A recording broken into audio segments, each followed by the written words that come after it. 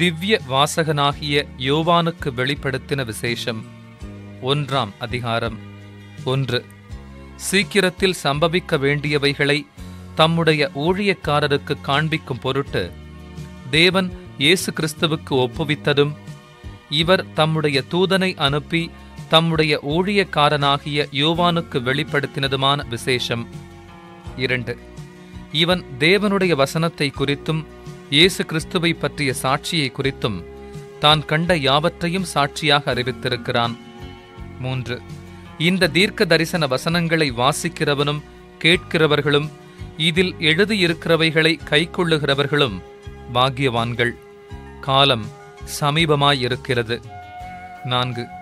யோவான் ஆசியாவிலுள்ள 7 சபைகளுக்கும் எழுதுகிறதாவது: இருக்கிறவரும் இருந்தவரும் வருகிறவருமானவராலும் அவருடைய சிங்காசனத்திற்கு முன்பாக இருக்கிற 7 ஆவிகளாலும் 5.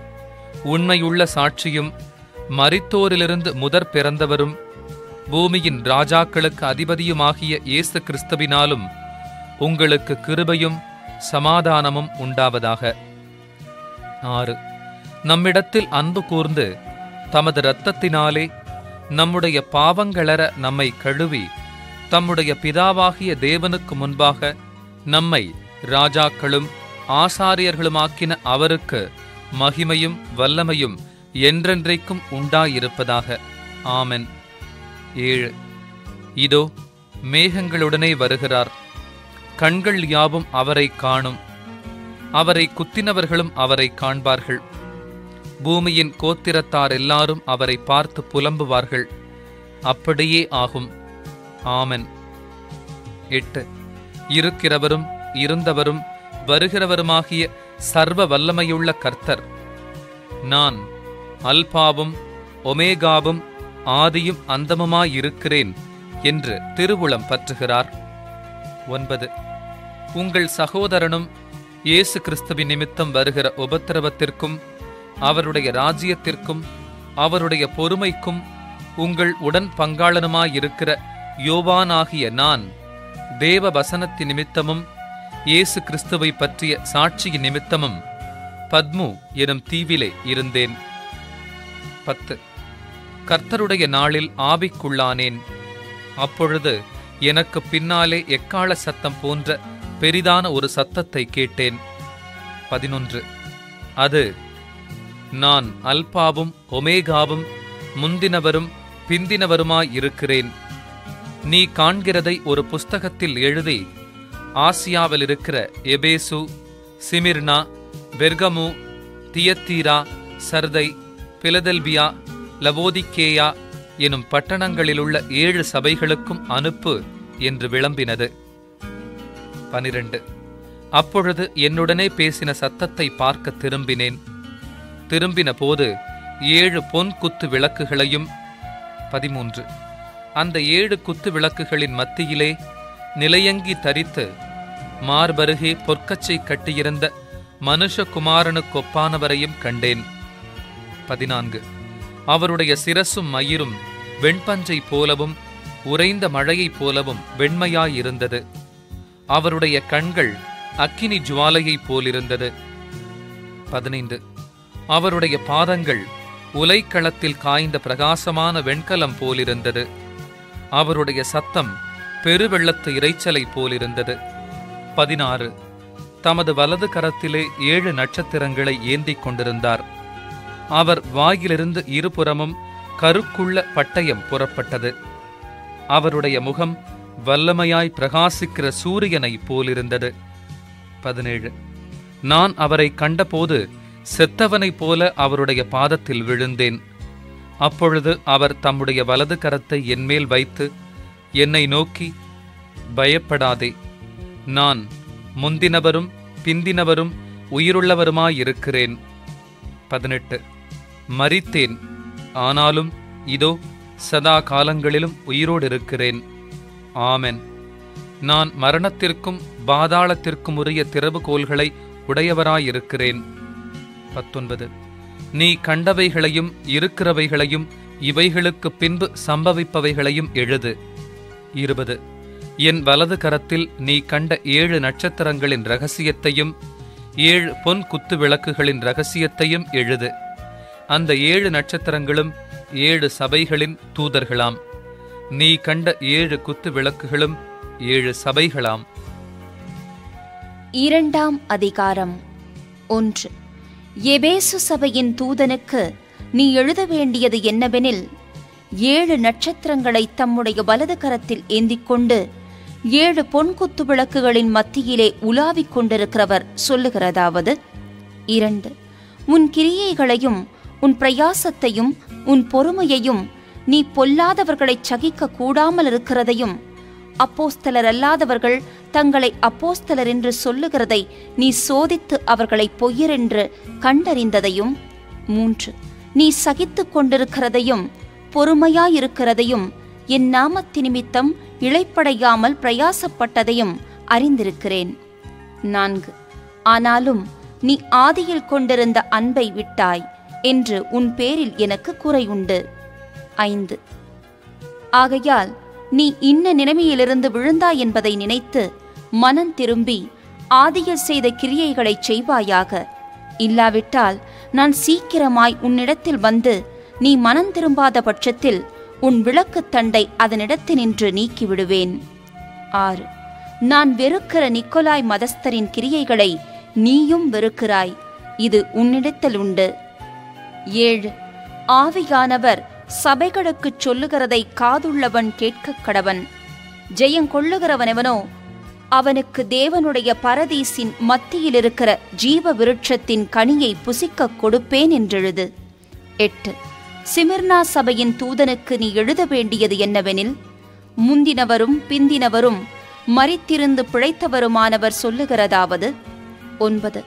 உன் கிரியைகளையும் உன் உபத்திரவத்தையும் நீ ஐஸ்வர்யமுள்ளவனாயிருந்தும் உனக்கிருக்கிற தரித்திரத்தையும் தங்களை யூதரென்று சொல்லியும் யூதராயிராமல் சாத்தானுடைய கூட்டமாயிருக்கிறவர்கள் செய்யும் தூஷணத்தையும் அறிந்திருக்கிறேன்.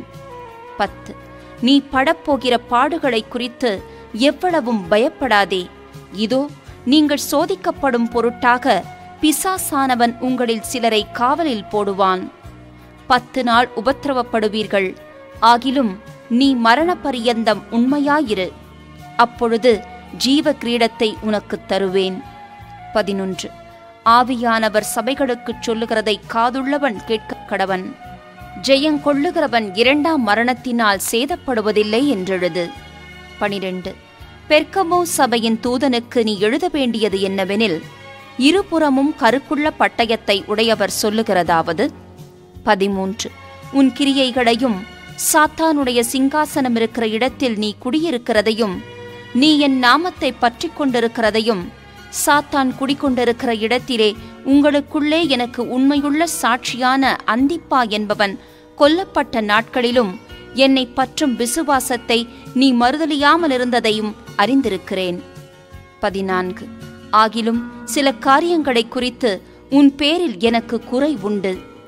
விக்கிரகங்களுக்கு படைத்தவைகளை புசிப்பதற்கும் வேசித்தனம் பண்ணுவதற்கும் ஏதுவான இடரலை இஸ்ரவேல் புத்திரன் முன்பாக போடும்படி பாலாக் என்பவனுக்கு போதனை செய்த பிலேயாமுடைய போதகத்தை கைக்கொள்ளுகிறவர்கள் உன்னிடத்தில் உண்டு. 15. அப்படியே நிக்கோலாய் மதஸ்தருடைய போதகத்தை கைக்கொள்ளுகிறவர்களும் உன்னிடத்தில் உண்டு. அதை நான் வெறுக்கிறேன். 16. நீ மனம் திரும்பு. இல்லாவிட்டால் நான் சீக்கிரமாய் உன்னிடத்தில் வந்து என் வாயின் பட்டயத்தால் அவர்களோடே யுத்தம் பண்ணுவேன். 17. ஆவியானவர் சபைகளுக்குச் சொல்லுகிறதை காதுள்ளவன் கேட்கக் கடவன். ஜெயங்கொள்ளுகிறவனுக்கு நான் மறைவான மன்னாவை புசிக்கக் கொடுத்து அவனுக்கு வெண்மையான குறிக்கல்லையும் அந்த கல்லின் மேல் எழுதப்பட்டதும் அதை பெறுகிறவனேயன்றி வேறொருவனும் அறியக்கூடாததுமாகிய புதிய நாமத்தையும் கொடுப்பேன் என்றெழுது. 18. தியத்தீரா சபையின் தூதனுக்கு நீ எழுத வேண்டியது என்னவெனில், அக்கினி ஜுவாலை போன்ற கண்களும் பிரகாசமான வெண்கலம் போன்ற பாதங்களும் உள்ள தேவகுமாரன் சொல்லுகிறதாவது: 19. உன் கிரியைகளையும் உன் அன்பையும் உன் ஊழியத்தையும் உன் விசுவாசத்தையும் உன் பொறுமையையும் நீ முன்பு செய்த கிரியைகளிலும் பின்பு செய்த கிரியைகள் அதிகமாயிருக்கிறதையும் அறிந்திருக்கிறேன். 20.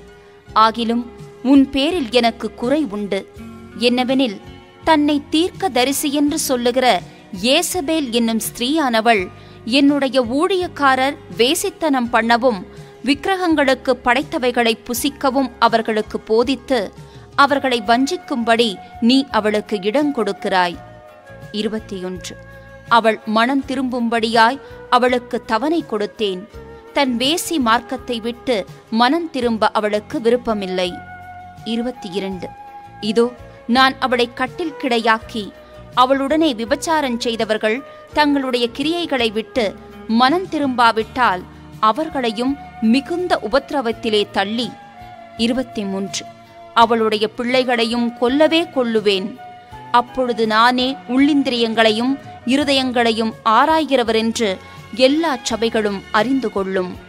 அன்றியும் உங்களில் ஒவ்வொருவனுக்கும் உங்கள் கிரியைகளின்படியே பலனளிப்பேன். 24. தியத்தீராவிலே இந்த போதகத்தை பற்றி கொள்ளாமலும் சாத்தானுடைய ஆழங்கள் என்று அவர்கள் சொல்லுகிறார்களே, அந்த ஆழங்களை அறிந்து கொள்ளாமலும் இருக்கிற மற்றவர்களாகிய உங்களுக்கு நான் சொல்லுகிறதாவது, உங்கள் மேல் வேறொரு பாரத்தையும் சுமத்த மாட்டேன். 25. உங்களுக்குள்ளதை நான் வருமளவும் பற்றி கொண்டிருங்கள். 26. ஜெயங்கொண்டு முடிவு பரியந்தம் என் கிரியைகளை கைக்கொள்ளுகிறவனெவனோ அவனுக்கு நான் என் பிதாவினிடத்தில் அதிகாரம் பெற்றது போல ஜாதிகள் மேல் அதிகாரம் கொடுப்பேன். 27. அவன் இருப்புக்கோலால் அவர்களை ஆளுவான். அவர்கள் மண்பாண்டங்களைப் போல நொறுக்கப்படுவார்கள். 28.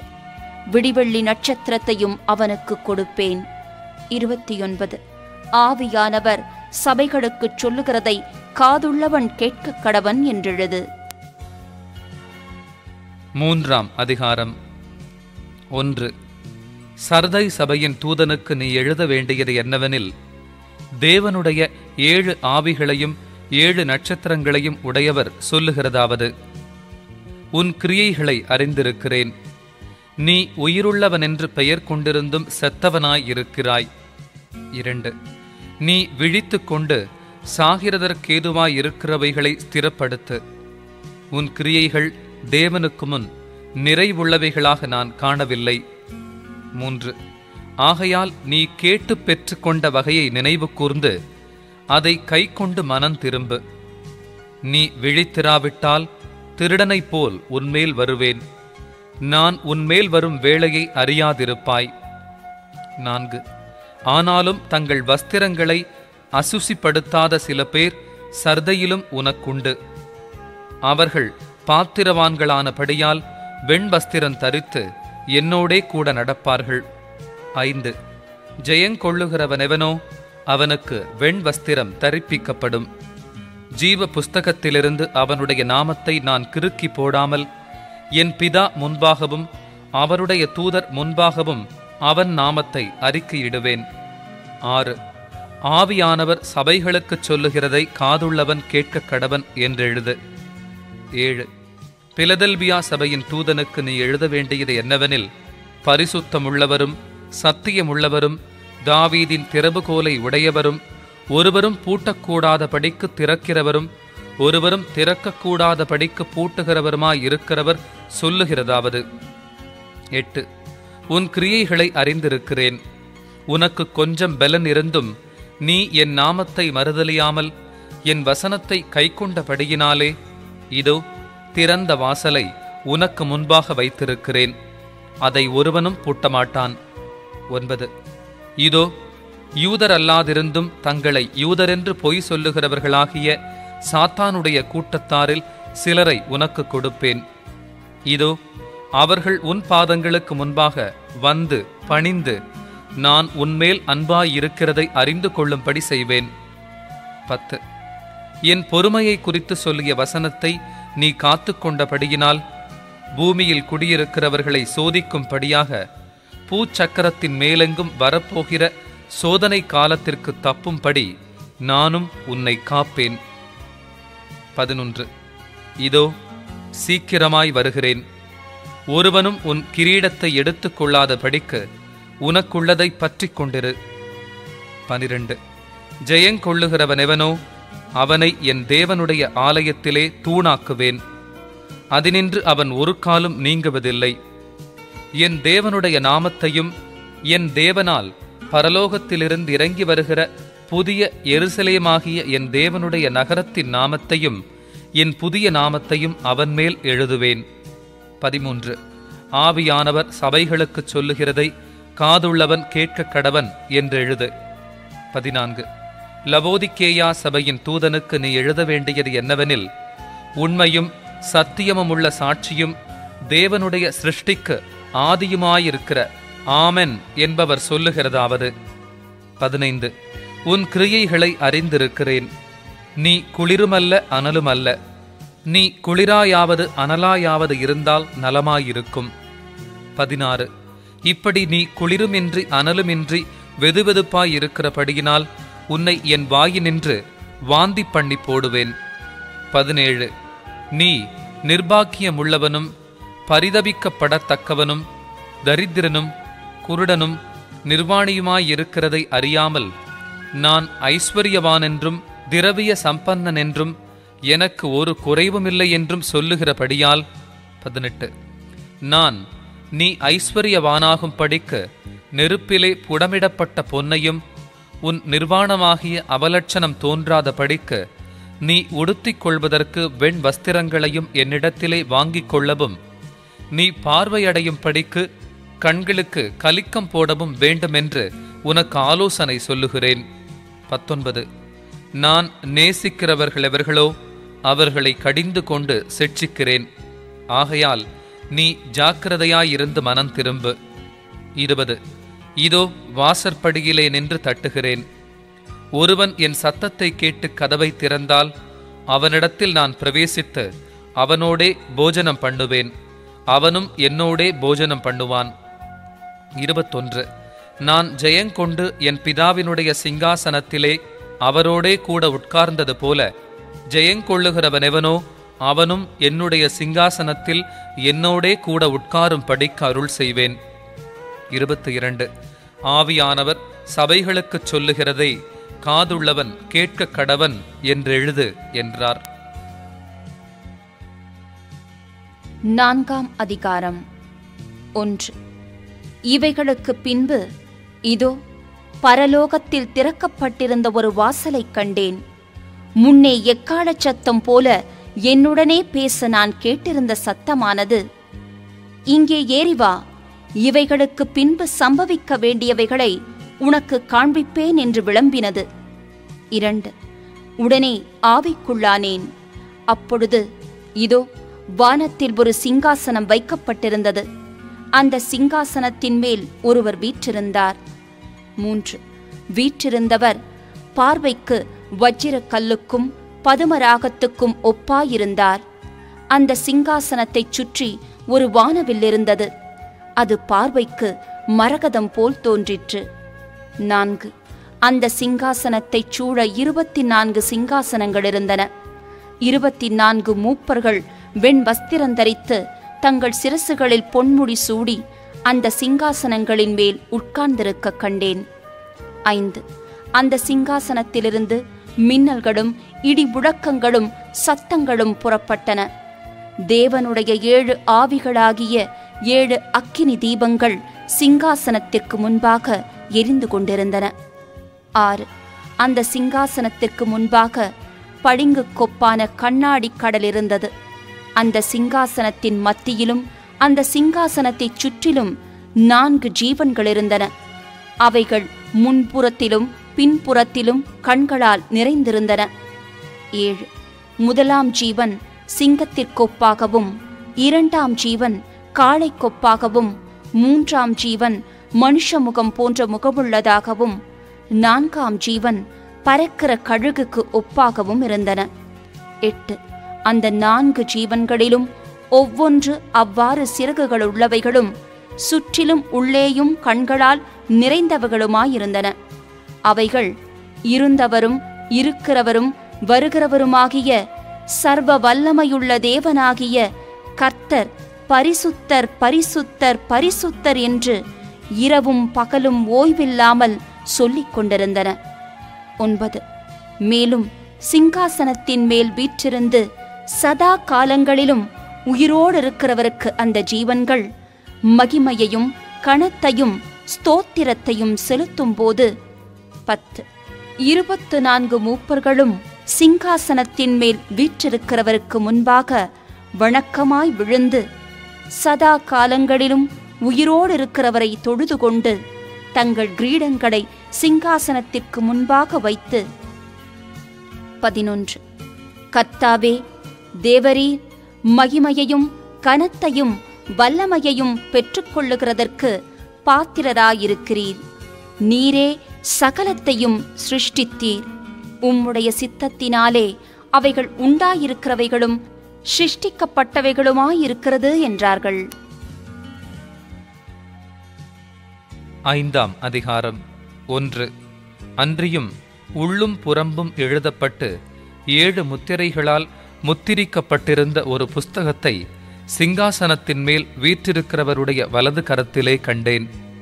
2. புஸ்தகத்தை திறக்கவும் அதன் முத்திரைகளை உடைக்கவும் பாத்திரவான் யார் என்று மிகுந்த சத்தமிட்டு கூறுகிற பலமுள்ள ஒரு தூதனையும் கண்டேன். 3. வானத்திலாவது பூமியிலாவது பூமியின் கீழாவது ஒருவனும் அந்த புஸ்தகத்தை திறக்கவும் அதை பார்க்கவும் கூடாதிருந்தது. 4.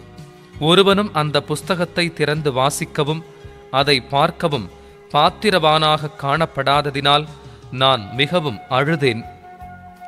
5. அப்பொழுது மூப்பர்களில் ஒருவன் என்னை நோக்கி, நீ அழ வேண்டாம். இதோ, யூதா கோத்திரத்து சிங்கமும் தாவீதின் வேறுமானவர் புஸ்தகத்தை திறக்கவும் அதன் 7 முத்திரைகளையும் உடைக்கவும் ஜெயங்கொண்டிருக்கிறார் என்றான். 6. அப்பொழுது இதோ, அடிக்கப்பட்ட வண்ணமாயிருக்கிற ஒரு ஆட்டுக்குட்டி சிங்காசனத்திற்கும் 4 ஜீவங்களுக்கும் மூப்பர்களுக்கும் மத்தியிலே நிற்கக் கண்டேன். அது 7 கொம்புகளையும் 7 கண்களையும் உடையதாயிருந்தது. அந்த கண்கள் பூமியெங்கும் அனுப்பப்படுகிற தேவனுடைய 7 ஆவிகளேயாம். 7. அந்த ஆட்டுக்குட்டியானவர் வந்து சிங்காசனத்தின் மேல் உட்கார்ந்தவருடைய வலது கரத்திலிருந்த புஸ்தகத்தை வாங்கினார். 8. அந்த புஸ்தகத்தை அவர் வாங்கின போது அந்த 4 ஜீவன்களும் 24 மூப்பர்களும் தங்கள் தங்கள் சுரமண்டலங்களையும் பரிசுத்தவான்களுடைய ஜெபங்களாகிய தூப வர்க்கத்தால் நிறைந்த பொற்கலசங்களையும் பிடித்து கொண்டு ஆட்டுக்குட்டியானவருக்கு முன்பாக வணக்கமாய் விழுந்து 9. தேவரீர் புஸ்தகத்தை வாங்கவும் அதன் முத்திரைகளை உடைக்கவும் பாத்திரராயிருக்கிறீர். ஏனெனில் நீர் அடிக்கப்பட்டு சகல கோத்திரங்களிலும் பாஷைக்காரரிலும் ஜனங்களிலும் ஜாதிகளிலுமிருந்து எங்களை தேவனுக்கென்று உம்முடைய இரத்தத்தினாலே மீட்டுக்கொண்டு 10. எங்கள் தேவனுக்கு முன்பாக எங்களை ராஜாக்களும் ஆசாரியர்களுமாக்கினீர். நாங்கள் பூமியிலே அரசாளுவோம் என்று புதிய பாட்டை பாடினார்கள். 11. பின்னும் நான் பார்த்தபோது சிங்காசனத்தையும் ஜீவன்களையும் மூப்பர்களையும் சூழ்ந்திருந்த அநேக தூதர்களுடைய சத்தத்தை கேட்டேன். அவர்களுடைய இலக்கம் 10,000 10,000ஆகவும் 1000 இருந்தது. 12. அவர்களும் மகா சத்தமிட்டு, அடிக்கப்பட்ட ஆட்டுக்குட்டியானவர் வல்லமையையும் ஐஸ்வரியத்தையும் ஞானத்தையும் பலத்தையும் கனத்தையும் மகிமையையும் ஸ்தோத்திரத்தையும் பெற்றுக்கொள்ள பாத்திரனாயிருக்கிறார் என்று சொன்னார்கள். 13. அப்பொழுது வானத்திலும் பூமியிலும் பூமியின் கீழும் இருக்கிற சிருஷ்டிகள் யாவும், சமுத்திரத்தில் உள்ளவைகளும் அவற்றுளடங்கிய வஸ்துக்கள் யாவும் சிங்காசனத்தின் மேல் வீற்றிருக்கிறவருக்கும் ஆட்டுக்குட்டியானவருக்கும் ஸ்தோத்திரமும் கனமும் மகிமையும் வல்லமையும் சதா காலங்களிலும் உண்டாவதாக என்று சொல்ல கேட்டேன். 14. அதற்கு 4 ஜீவன்களும் ஆமென் என்று சொல்லின. 24 மூப்பர்களும் வணக்கமாய் விழுந்து சதா காலங்களிலும் உயிரோடு இருக்கிறவரை தொழுது கொண்டார்கள். எங்கள் இரத்தத்தை குறித்து எதுவரைக்கும் நியாய தீர்ப்பு செய்யாமலும் பழி வாங்காமலும் இருப்பீர் என்று மகா சத்தமிட்டு கூப்பிட்டார்கள். 11. அப்பொழுது அவர்கள் ஒவ்வொருவருக்கும் வெள்ளை அங்கிகள் கொடுக்கப்பட்டது. அன்றியும் அவர்கள் தங்களைப் போல கொலை செய்யப்படப் போகிறவர்களாகிய தங்கள் உடன்படிவிடைக்காரரும் தங்கள் சகோதரருமானவர்களின் தொகை நிறைவாகுமளவும் இன்னும் கொஞ்ச காலம் இளைப்பாற வேண்டும் என்று அவர்களுக்குச் சொல்லப்பட்டது. 12. அவர் 6ஆம் முத்திரையை உடைக்கக் கண்டேன். இதோ பூமி மிகவும் அதிர்ந்தது. சூரியன் கருப்பு கம்பளியைப் போல கருத்தது. சந்திரன் இரத்தம் போலாயிற்று. 13. அத்திமரமானது பெரும் காற்றினால் அசைக்கப்படும் போது அதன் காய்கள் உதிர்கிறது போல வானத்தின் நட்சத்திரங்களும் பூமியிலே விழுந்தது. 14. வானமும் சுருட்டப்பட்ட புஸ்தகம் போலாகி விலகிப் போயிற்று. மலைகள் தீவுகள் யாவும் தங்கள் இடங்களை விட்டு அகன்று போயின. 15. பூமியின் ராஜாக்களும் பெரியோர்களும் ஐஸ்வர்யவான்களும் சேனைத் தலைவர்களும் பலவான்களும் அடிமைகள் யாவரும் சுயாதீனர் யாவரும் பர்வதங்களின் குகைகளிலும் கண்மலைகளிலும் ஒளித்துக் கொண்டு 16. பர்வதங்களையும் கண்மலைகளையும் நோக்கி, நீங்கள் எங்கள் மேல் விழுந்து சிங்காசனத்தின் மேல் வீற்றிருக்கிறவருடைய முகத்திற்கும் ஆட்டுக்குட்டியானவருடைய கோபத்திற்கும் எங்களை மறைத்துக் கொள்ளுங்கள். 17. அவருடைய கோபாக்கினையின் மகா நாள் வந்துவிட்டது. யார் நிலைநிற்கக் கூடும் என்றார்கள். 7ஆம் அதிகாரம். 1. இவைகளுக்கு பின்பு பூமியின் 4 திசைகளிலும் 4 தூதர்கள் நின்று, பூமியின் மேலாவது சமுத்திரத்தின் மேலாவது ஒரு மரத்தின் மேலாவது காற்று அடியாத படிக்க பூமியின் 4 காற்றுகளையும் பிடித்திருக்க கண்டேன். 2. ஜீவனுள்ள தேவனுடைய முத்திரை கோலையுடைய வேறொரு தூதன் சூரியன் உதிக்கும் திசையிலிருந்து ஏறி வரக் கண்டேன். அவன் பூமியையும் சமுத்திரத்தையும் சேதப்படுத்துகிறதற்கு அதிகாரம் பெற்ற அந்த 4 தூதரையும் நோக்கி, 3. நாம் நமது தேவனுடைய ஊழியக்காரரின் நெற்றிகளில் முத்திரை போட்டு தீருமளவும் பூமியையும் சமுத்திரத்தையும் மரங்களையும் சேதப்படுத்தாதிருங்கள் என்று மகா சத்தமிட்டு கூப்பிட்டான். 4. முத்திரை போடப்பட்டவர்களின் தொகையை சொல்லக் கேட்டேன். இஸ்ரவேல் புத்திரருடைய சகல கோத்திரங்களிலும் முத்திரை போடப்பட்டவர்கள் 144,000 பேர். 5. யூதா கோத்திரத்தில் முத்திரை போடப்பட்டவர்கள் 12,000. ரூபன் கோத்திரத்தில் முத்திரை போடப்பட்டவர்கள் 12,000. காத் கோத்திரத்தில் முத்திரை போடப்பட்டவர்கள் 12,000. 6. ஆசேர் கோத்திரத்தில் முத்திரை போடப்பட்டவர்கள் 12,000. நப்தலி கோத்திரத்தில் முத்திரை போடப்பட்டவர்கள் 12,000. மனாசே கோத்திரத்தில் முத்திரை போடப்பட்டவர்கள் 12,000. 7. சிமியோன் கோத்திரத்தில் முத்திரை போடப்பட்டவர்கள் 12,000. லேவி கோத்திரத்தில் முத்திரை போடப்பட்டவர்கள் 12,000. இசக்கார் கோத்திரத்தில் முத்திரை போடப்பட்டவர்கள் 12,000. 8. செபுலோன் கோத்திரத்தில் முத்திரை போடப்பட்டவர்கள் 12,000. யோசேப்பு கோத்திரத்தில் முத்திரை போடப்பட்டவர்கள் 12,000. பென்யமீன் கோத்திரத்தில் முத்திரை போடப்பட்டவர்கள் 12,000. 9. இவைகளுக்கு பின்பு நான் பார்த்தபோது, இதோ சகல ஜாதிகளிலும் கோத்திரங்களிலும் ஜனங்களிலும் பாஷைக்காரரிலுமிருந்து வந்ததும் ஒருவனும் எண்ணக்கூடாததுமான திரளான கூட்டமாகிய ஜனங்கள் வெள்ளை அங்கிகளை தரித்து தங்கள் கைகளில் குருத்தோலைகளை பிடித்து சிங்காசனத்திற்கு முன்பாகவும் ஆட்டுக்குட்டியானவருக்கு முன்பாகவும் நிற்கக் கண்டேன். 10. அவர்கள் மகா சத்தமிட்டு, இரட்சிப்பின் மகிமை சிங்காசனத்தின் மேல் வீற்றிருக்கிற எங்கள் தேவனுக்கும் ஆட்டுக்குட்டியானவருக்கும் உண்டாவதாக என்று ஆர்ப்பரித்தார்கள். 11. தூதர்கள் யாவரும் சிங்காசனத்தையும் மூப்பர்களையும் 4 ஜீவன்களையும் சூழ நின்று சிங்காசனத்திற்கு முன்பாக முகங்குப்புற விழுந்து தேவனை தொழுது கொண்டு 12. ஆமென், எங்கள் தேவனுக்கு துதியும் மகிமையும் ஞானமும் ஸ்தோத்திரமும் கனமும் வல்லமையும் பெலனும் சதா காலங்களிலும் உண்டாவதாக, ஆமென் என்றார்கள். 13. அப்பொழுது மூப்பர்களில் ஒருவன் என்னை நோக்கி, வெள்ளை அங்கிகளை தரித்திருக்கிற இவர்கள் யார்? எங்கே இருந்து வந்தார்கள் என்று கேட்டான். 14. அதற்கு நான், ஆண்டவனே, அது உமக்கே தெரியும் என்றேன். அப்பொழுது அவன், இவர்கள் மிகுந்த உபத்திரவத்திலிருந்து வந்தவர்கள். இவர்கள் தங்கள் அங்கிகளை ஆட்டுக்குட்டியானவருடைய இரத்தத்திலே தோய்த்து வெளுத்தவர்கள். 15. ஆனபடியால் இவர்கள் தேவனுடைய சிங்காசனத்திற்கு முன்பாக இருந்து இரவும் பகலும் அவருடைய ஆலயத்திலே அவரை சேவிக்கிறார்கள்.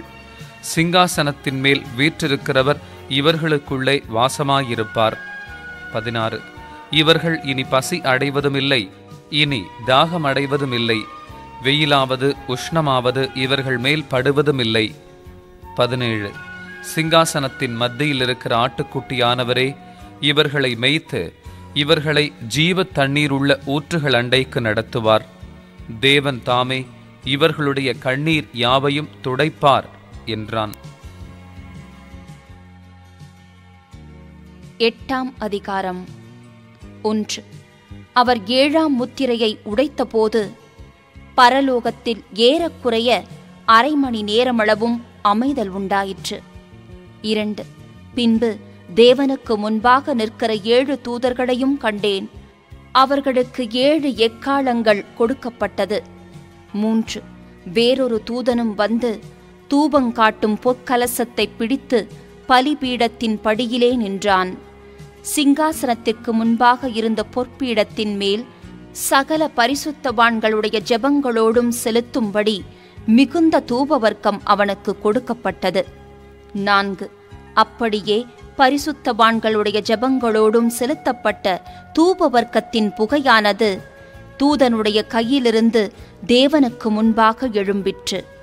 5. பின்பு அந்த தூதன் தூப கலசத்தை எடுத்து அதை பலிபீடத்து நெருப்பினால் நிரப்பி பூமியிலே கொட்டினான். உடனே சத்தங்களும் இடி முழக்கங்களும் மின்னல்களும் பூமி அதிர்ச்சியும் உண்டாயின. 6. அப்பொழுது 7 எக்காளங்களையுடைய 7 தூதர்கள் எக்காளம் ஊதுகிறதற்கு தங்களை ஆயத்தப்படுத்தினார்கள். 7. முதலாம் தூதன் எக்காளம் ஊதினான். அப்பொழுது இரத்தம் கலந்த கல் மழையும் அக்கினியும் உண்டாகி பூமியிலே கொட்டப்பட்டது. அதனால் மரங்களில் 1/3 பங்கு வெந்து போயிற்று. பசும் புல்லெல்லாம் எரிந்து போயிற்று. 8. இரண்டாம் தூதன் எக்காளம் ஊதினான். அப்பொழுது அக்கினியால் எரிகிற பெரிய மலை போன்றதொன்று சமுத்திரத்திலே போடப்பட்டது. அதனால் சமுத்திரத்தில் 1/3 பங்கு இரத்தமாயிற்று. 9. சமுத்திரத்திலிருந்த ஜீவனுள்ள சிருஷ்டிகளில் 1/3 பங்கு செத்து போயிற்று. கப்பல்களில் 1/3 பங்கு சேதமாயிற்று. 10. மூன்றாம் தூதன் எக்காளம் ஊதினான். அப்பொழுது ஒரு பெரிய நட்சத்திரம் தீவட்டியைப் போல எரிந்து வானத்திலிருந்து விழுந்தது. அது ஆறுகளில் 1/3 பங்கின் மேலும் நீரூற்றுகளின் மேலும் விழுந்தது. 11. அந்த நட்சத்திரத்திற்கு எட்டி என்று பெயர். அதனால் தண்ணீரில் 1/3 பங்கு எட்டியைப் போல கசப்பாயிற்று. இப்படி கசப்பான தண்ணீரினால் மனுஷரில் அநேகர் செத்தார்கள். 12. நான்காம் தூதன் எக்காளம் ஊதினான். அப்பொழுது சூரியனில் 1/3 பங்கும் சந்திரனில் 1/3 பங்கும் நட்சத்திரங்களில் 1/3 பங்கும் சேதப்பட்டது. அவற்றவற்றில் 1/3 பங்கு இருளடைந்தது. பகலிலும் 1/3 பங்கு பிரகாசமில்லாமற் போயிற்று. இரவிலும் அப்படியே ஆயிற்று. 13. பின்பு ஒரு தூதன் வானத்தின் மத்தியிலே பறந்து வரக் கண்டேன். அவன் மகா சத்தமிட்டு, இனி எக்காளம் ஊதப்போகிற மற்ற 3 தூதருடைய எக்காளச் சத்தங்களினால் பூமியில் குடியிருக்கிறவர்களுக்கு ஐயோ ஐயோ ஐயோ ஆபத்து வரும் என்று சொல்லக் கேட்டேன். 9ஆம் அதிகாரம். 1. 5ஆம் தூதன் எக்காளம் ஊதினான். அப்பொழுது வானத்திலிருந்து பூமியின் மேல் விழுந்த ஒரு நட்சத்திரத்தை கண்டேன். அவனுக்கு பாதாள குழியின் திறவுகோல் கொடுக்கப்பட்டது. 2. அவன் பாதாள குழியை திறந்தான். உடனே பெருஞ்சூளையின் புகையைப் போல அந்த குழியிலிருந்து புகை எழும்பிற்று. அந்த குழியின் புகையினால் சூரியனும் ஆகாயமும் அந்தகாரப்பட்டது. 3. அந்த புகையிலிருந்து வெட்டுக்கிளிகள் புறப்பட்டு பூமியின் மேல் வந்தது. அவைகளுக்கு பூமியிலுள்ள தேள்களின் வல்லமை கொப்பான வல்லமை கொடுக்கப்பட்டது. 4. பூமியின் புல்லையும் பசுமையான எந்த பூண்டையும் எந்த மரத்தையும் சேதப்படுத்தாமல் தங்கள் நெற்றிகளில் தேவனுடைய முத்திரையை தரித்திராத மனுஷரை மாத்திரம் சேதப்படுத்த அவைகளுக்கு உத்தரவு கொடுக்கப்பட்டது. 5. மேலும் அவர்களை கொலை செய்யும் படிக்கு அவைகளுக்கு உத்தரவு கொடுக்கப்படாமல் 5 மாதம் அளவும் அவர்களை வேதனைப்படுத்தும் படிக்கு உத்தரவு கொடுக்கப்பட்டது. அவைகள் செய்யும் வேதனை தேளானது மனுஷரை கொட்டும் போது உண்டாகும் வேதனையைப் போலிருக்கும். 6. அந்நாட்களில் மனுஷர்கள் சாவை தேடியும் அதை காணாதிருப்பார்கள். சாக வேண்டுமென்று ஆசைப்படுவார்கள், சாவோ அவர்களுக்கு விலகி ஓடிப்போம். 7. அந்த வெட்டுக்கிளிகளின் உருவம் யுத்தத்திற்கு ஆயத்தம் பண்ணப்பட்ட குதிரைகளுக்கு ஒப்பாயிருந்தது. அவைகளுடைய தலைகளின் மேல் பொன்மயமான கிரீடம் போன்றவைகள் இருந்தன.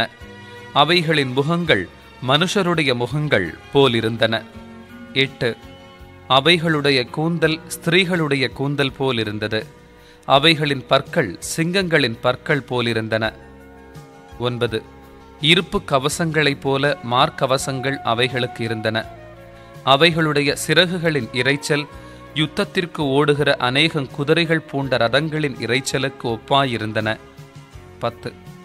அவைகள் தேள்களின் வாள்களுக்கு ஒப்பான வாள்களையும் அந்த வாள்களில் கொடுக்குகளையும் உடையவைகளாய் இருந்தன. அவைகள் 5 மாதம் அளவும் மனுஷரை சேதப்படுத்துவதற்கு அதிகாரம் உடையவைகளாயிருந்தன. 11. அவைகளுக்கு ஒரு ராஜன் உண்டு. அவன் பாதாளத்தின் தூதன். எபிரேய பாஷையிலே அபெத்தோன் என்றும் கிரேக்கு பாஷையிலே அப்பொல்லியோன் என்றும் அவனுக்கு பெயர். 12.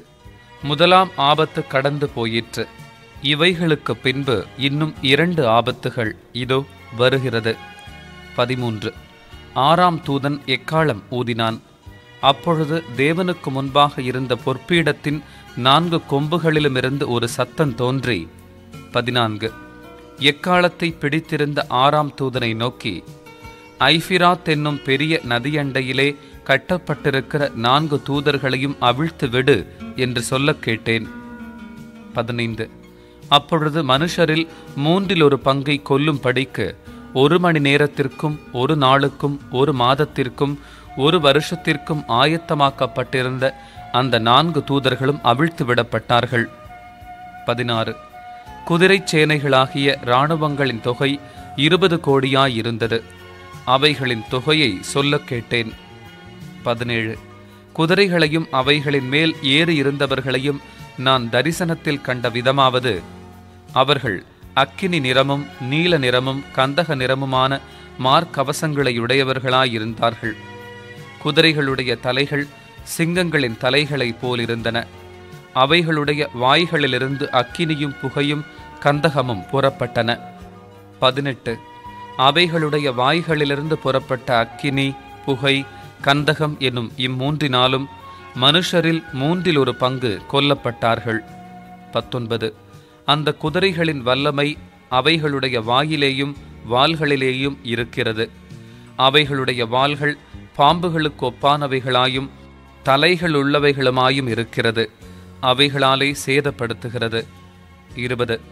அப்படியிருந்தும் அந்த வாதைகளால் கொல்லப்படாத மற்ற மனுஷர்கள் பேய்களையும் பொன், வெள்ளி, செம்பு, கல்மரம் என்பவைகளால் செய்யப்பட்டவைகளாயும் காணவும் கேட்கவும் நடக்கவும் ஆட்டாதவைகளுமாயும் இருக்கிற விக்கிரகங்களையும் வணங்காத படிக்கு தங்கள் கைகளின் கிரியைகளை விட்டு மனம் திரும்பவும் இல்லை. 21. தங்கள் கொலை பாதகங்களையும் தங்கள் சூனியங்களையும் தங்கள் வேசித்தனங்களையும் தங்கள் களவுகளையும் விட்டு மனம் திரும்பவும் இல்லை. 10ஆம் அதிகாரம். 1. பின்பு பலமுள்ள வேறொரு தூதன் வானத்திலிருந்து இறங்கி வரக் கண்டேன். மேகம் அவனை சூழ்ந்திருந்தது. அவனுடைய சிரசின் மேல் வானவில்லிருந்தது. அவனுடைய முகம் சூரியனைப் போலவும் அவனுடைய கால்கள் அக்கினி ஸ்தம்பங்களைப் போலவும் இருந்தது. 2. திறக்கப்பட்ட ஒரு சிறு புஸ்தகம் அவன் கையில் இருந்தது. தன் வலது பாதத்தை சமுத்திரத்தின் மேலும் தன் இடது பாதத்தை பூமியின் மேலும் வைத்து 3 சிங்கம் கெர்ச்சிக்கிறது போல மகா சத்தமாய் ஆர்ப்பரித்தான். அவன் ஆர்ப்பரித்த போது 7 இடிகளும் சத்தமிட்டு முழங்கின. 4 அவ்வேழு இடிகளும் தங்கள் சத்தங்களை முழங்கின போது நான் எழுத வேண்டுமென்றிருந்தேன். அப்பொழுது 7 இடி முழக்கங்கள் சொன்னவைகளை நீ எழுதாமல் முத்திரை போடு என்று வானத்திலிருந்து ஒரு சத்தம் உண்டாகக் கேட்டேன்.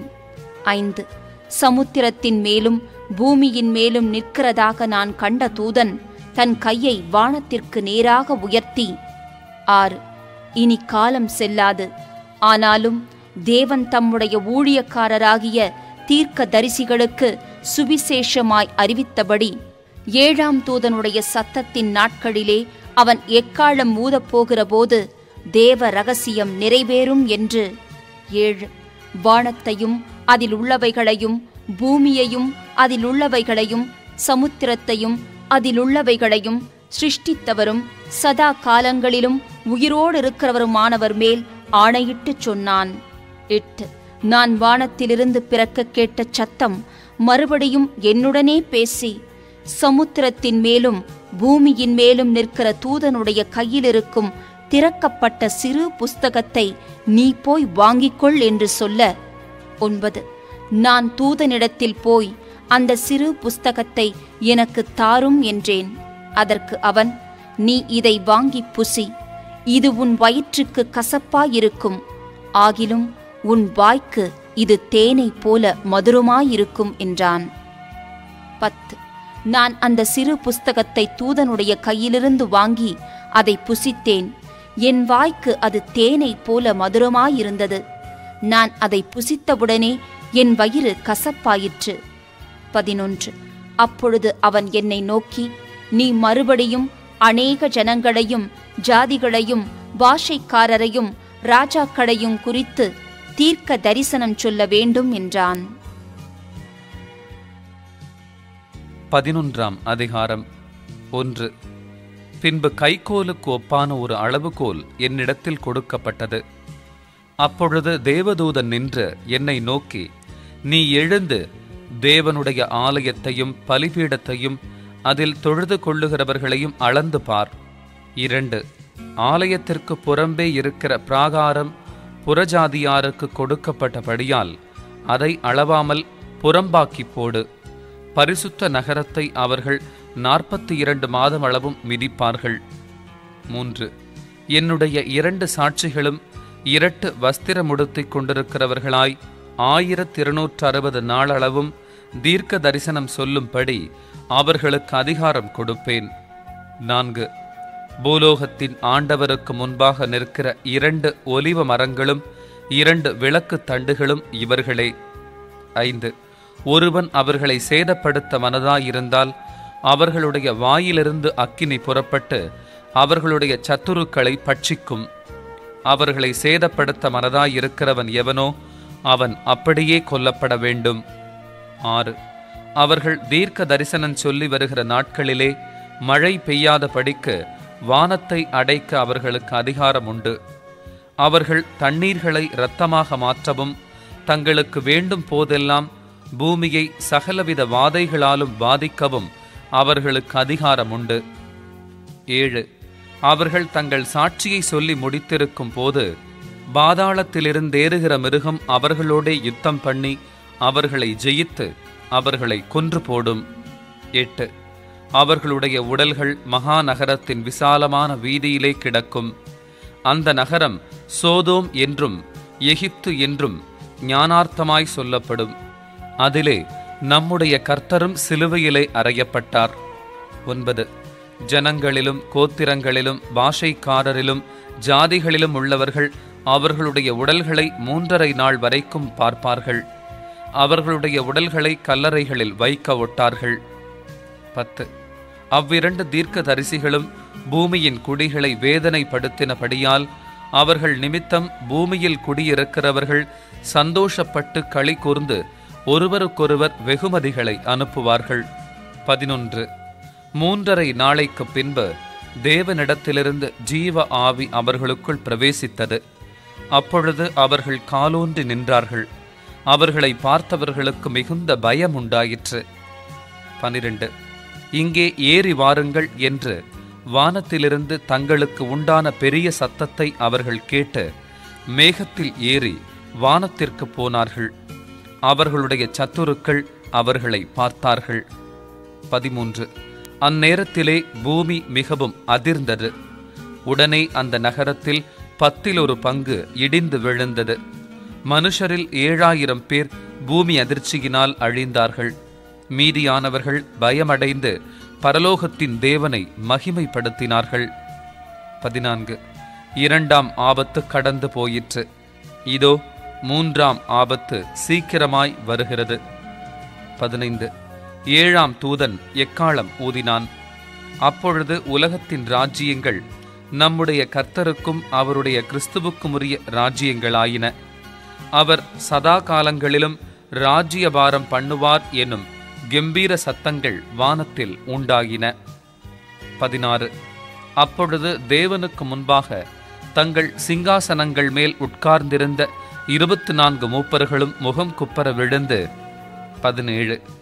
இருக்கிறவரும் இருந்தவரும் வருகிறவருமாகிய சர்வ வல்லமையுள்ள கர்த்தராகிய தேவனே, உம்மை ஸ்தோத்திரிக்கிறோம். தேவரீர் உமது மகா வல்லமையை கொண்டு ராஜ்யபாரம் பண்ணுகிறீர். 18. ஜாதிகள் கோபித்தார்கள். அப்பொழுது உம்முடைய கோபம் மூண்டது. மரித்தோர் நியாயத்தீர்ப்படைகிறதற்கும் தீர்க்கதரிசிகளாகிய உம்முடைய ஊழியக்காரருக்கும் பரிசுத்தவான்களுக்கும் உமது நாமத்தின் மேல் பயபக்தியாயிருந்த சிறியோர் பெரியோருக்கும் பலனளிக்கிறதற்கும் பூமியை கெடுத்தவர்களை கெடுக்கிறதற்கும் காலம் வந்தது என்று சொல்லி தேவனை தொழுது கொண்டார்கள். 19. அப்பொழுது பரலோகத்தில் தேவனுடைய ஆலயம் திறக்கப்பட்டது. அவருடைய ஆலயத்திலே அவருடைய உடன்படிக்கையின் பெட்டி காணப்பட்டது. அப்பொழுது மின்னல்களும் சத்தங்களும் இடி முழக்கங்களும் பூமி அதிர்ச்சியும் பெருங்கல் மழையும் உண்டாயின. 12ஆம் அதிகாரம்.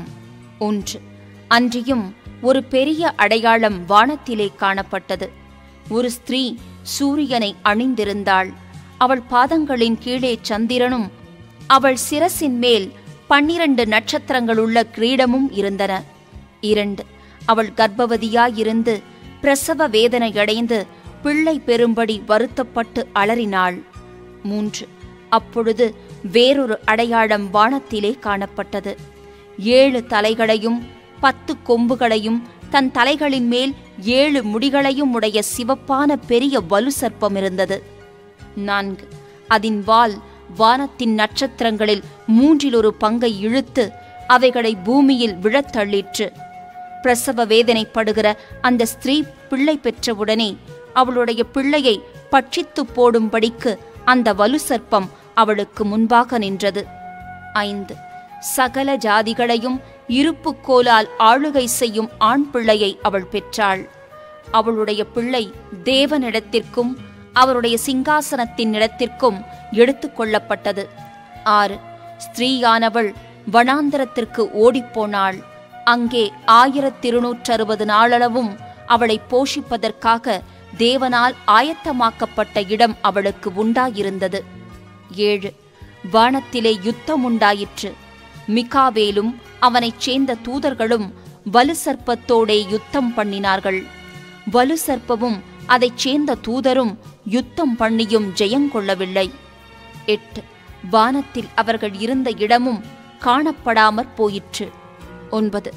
உலகம் அனைத்தையும் மோசம் போக்குகிற பிசாசு என்றும் சாத்தான் என்றும் சொல்லப்பட்ட பழைய பாம்பாகிய பெரிய வலு சர்ப்பம் தள்ளப்பட்டது.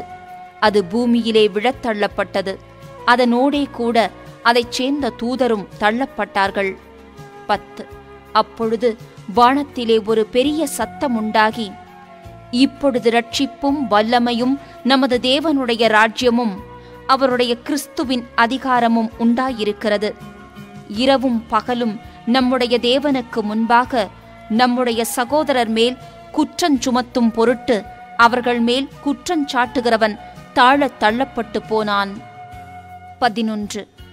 மரணம் நேரிடுகிறதா இருந்தாலும் அதற்கு தப்பும்படி தங்கள் ஜீவனையும் பாராமல் ஆட்டுக்குட்டியின் இரத்தத்தினாலும் தங்கள் சாட்சியின் வசனத்தினாலும் அவனை ஜெயித்தார்கள்.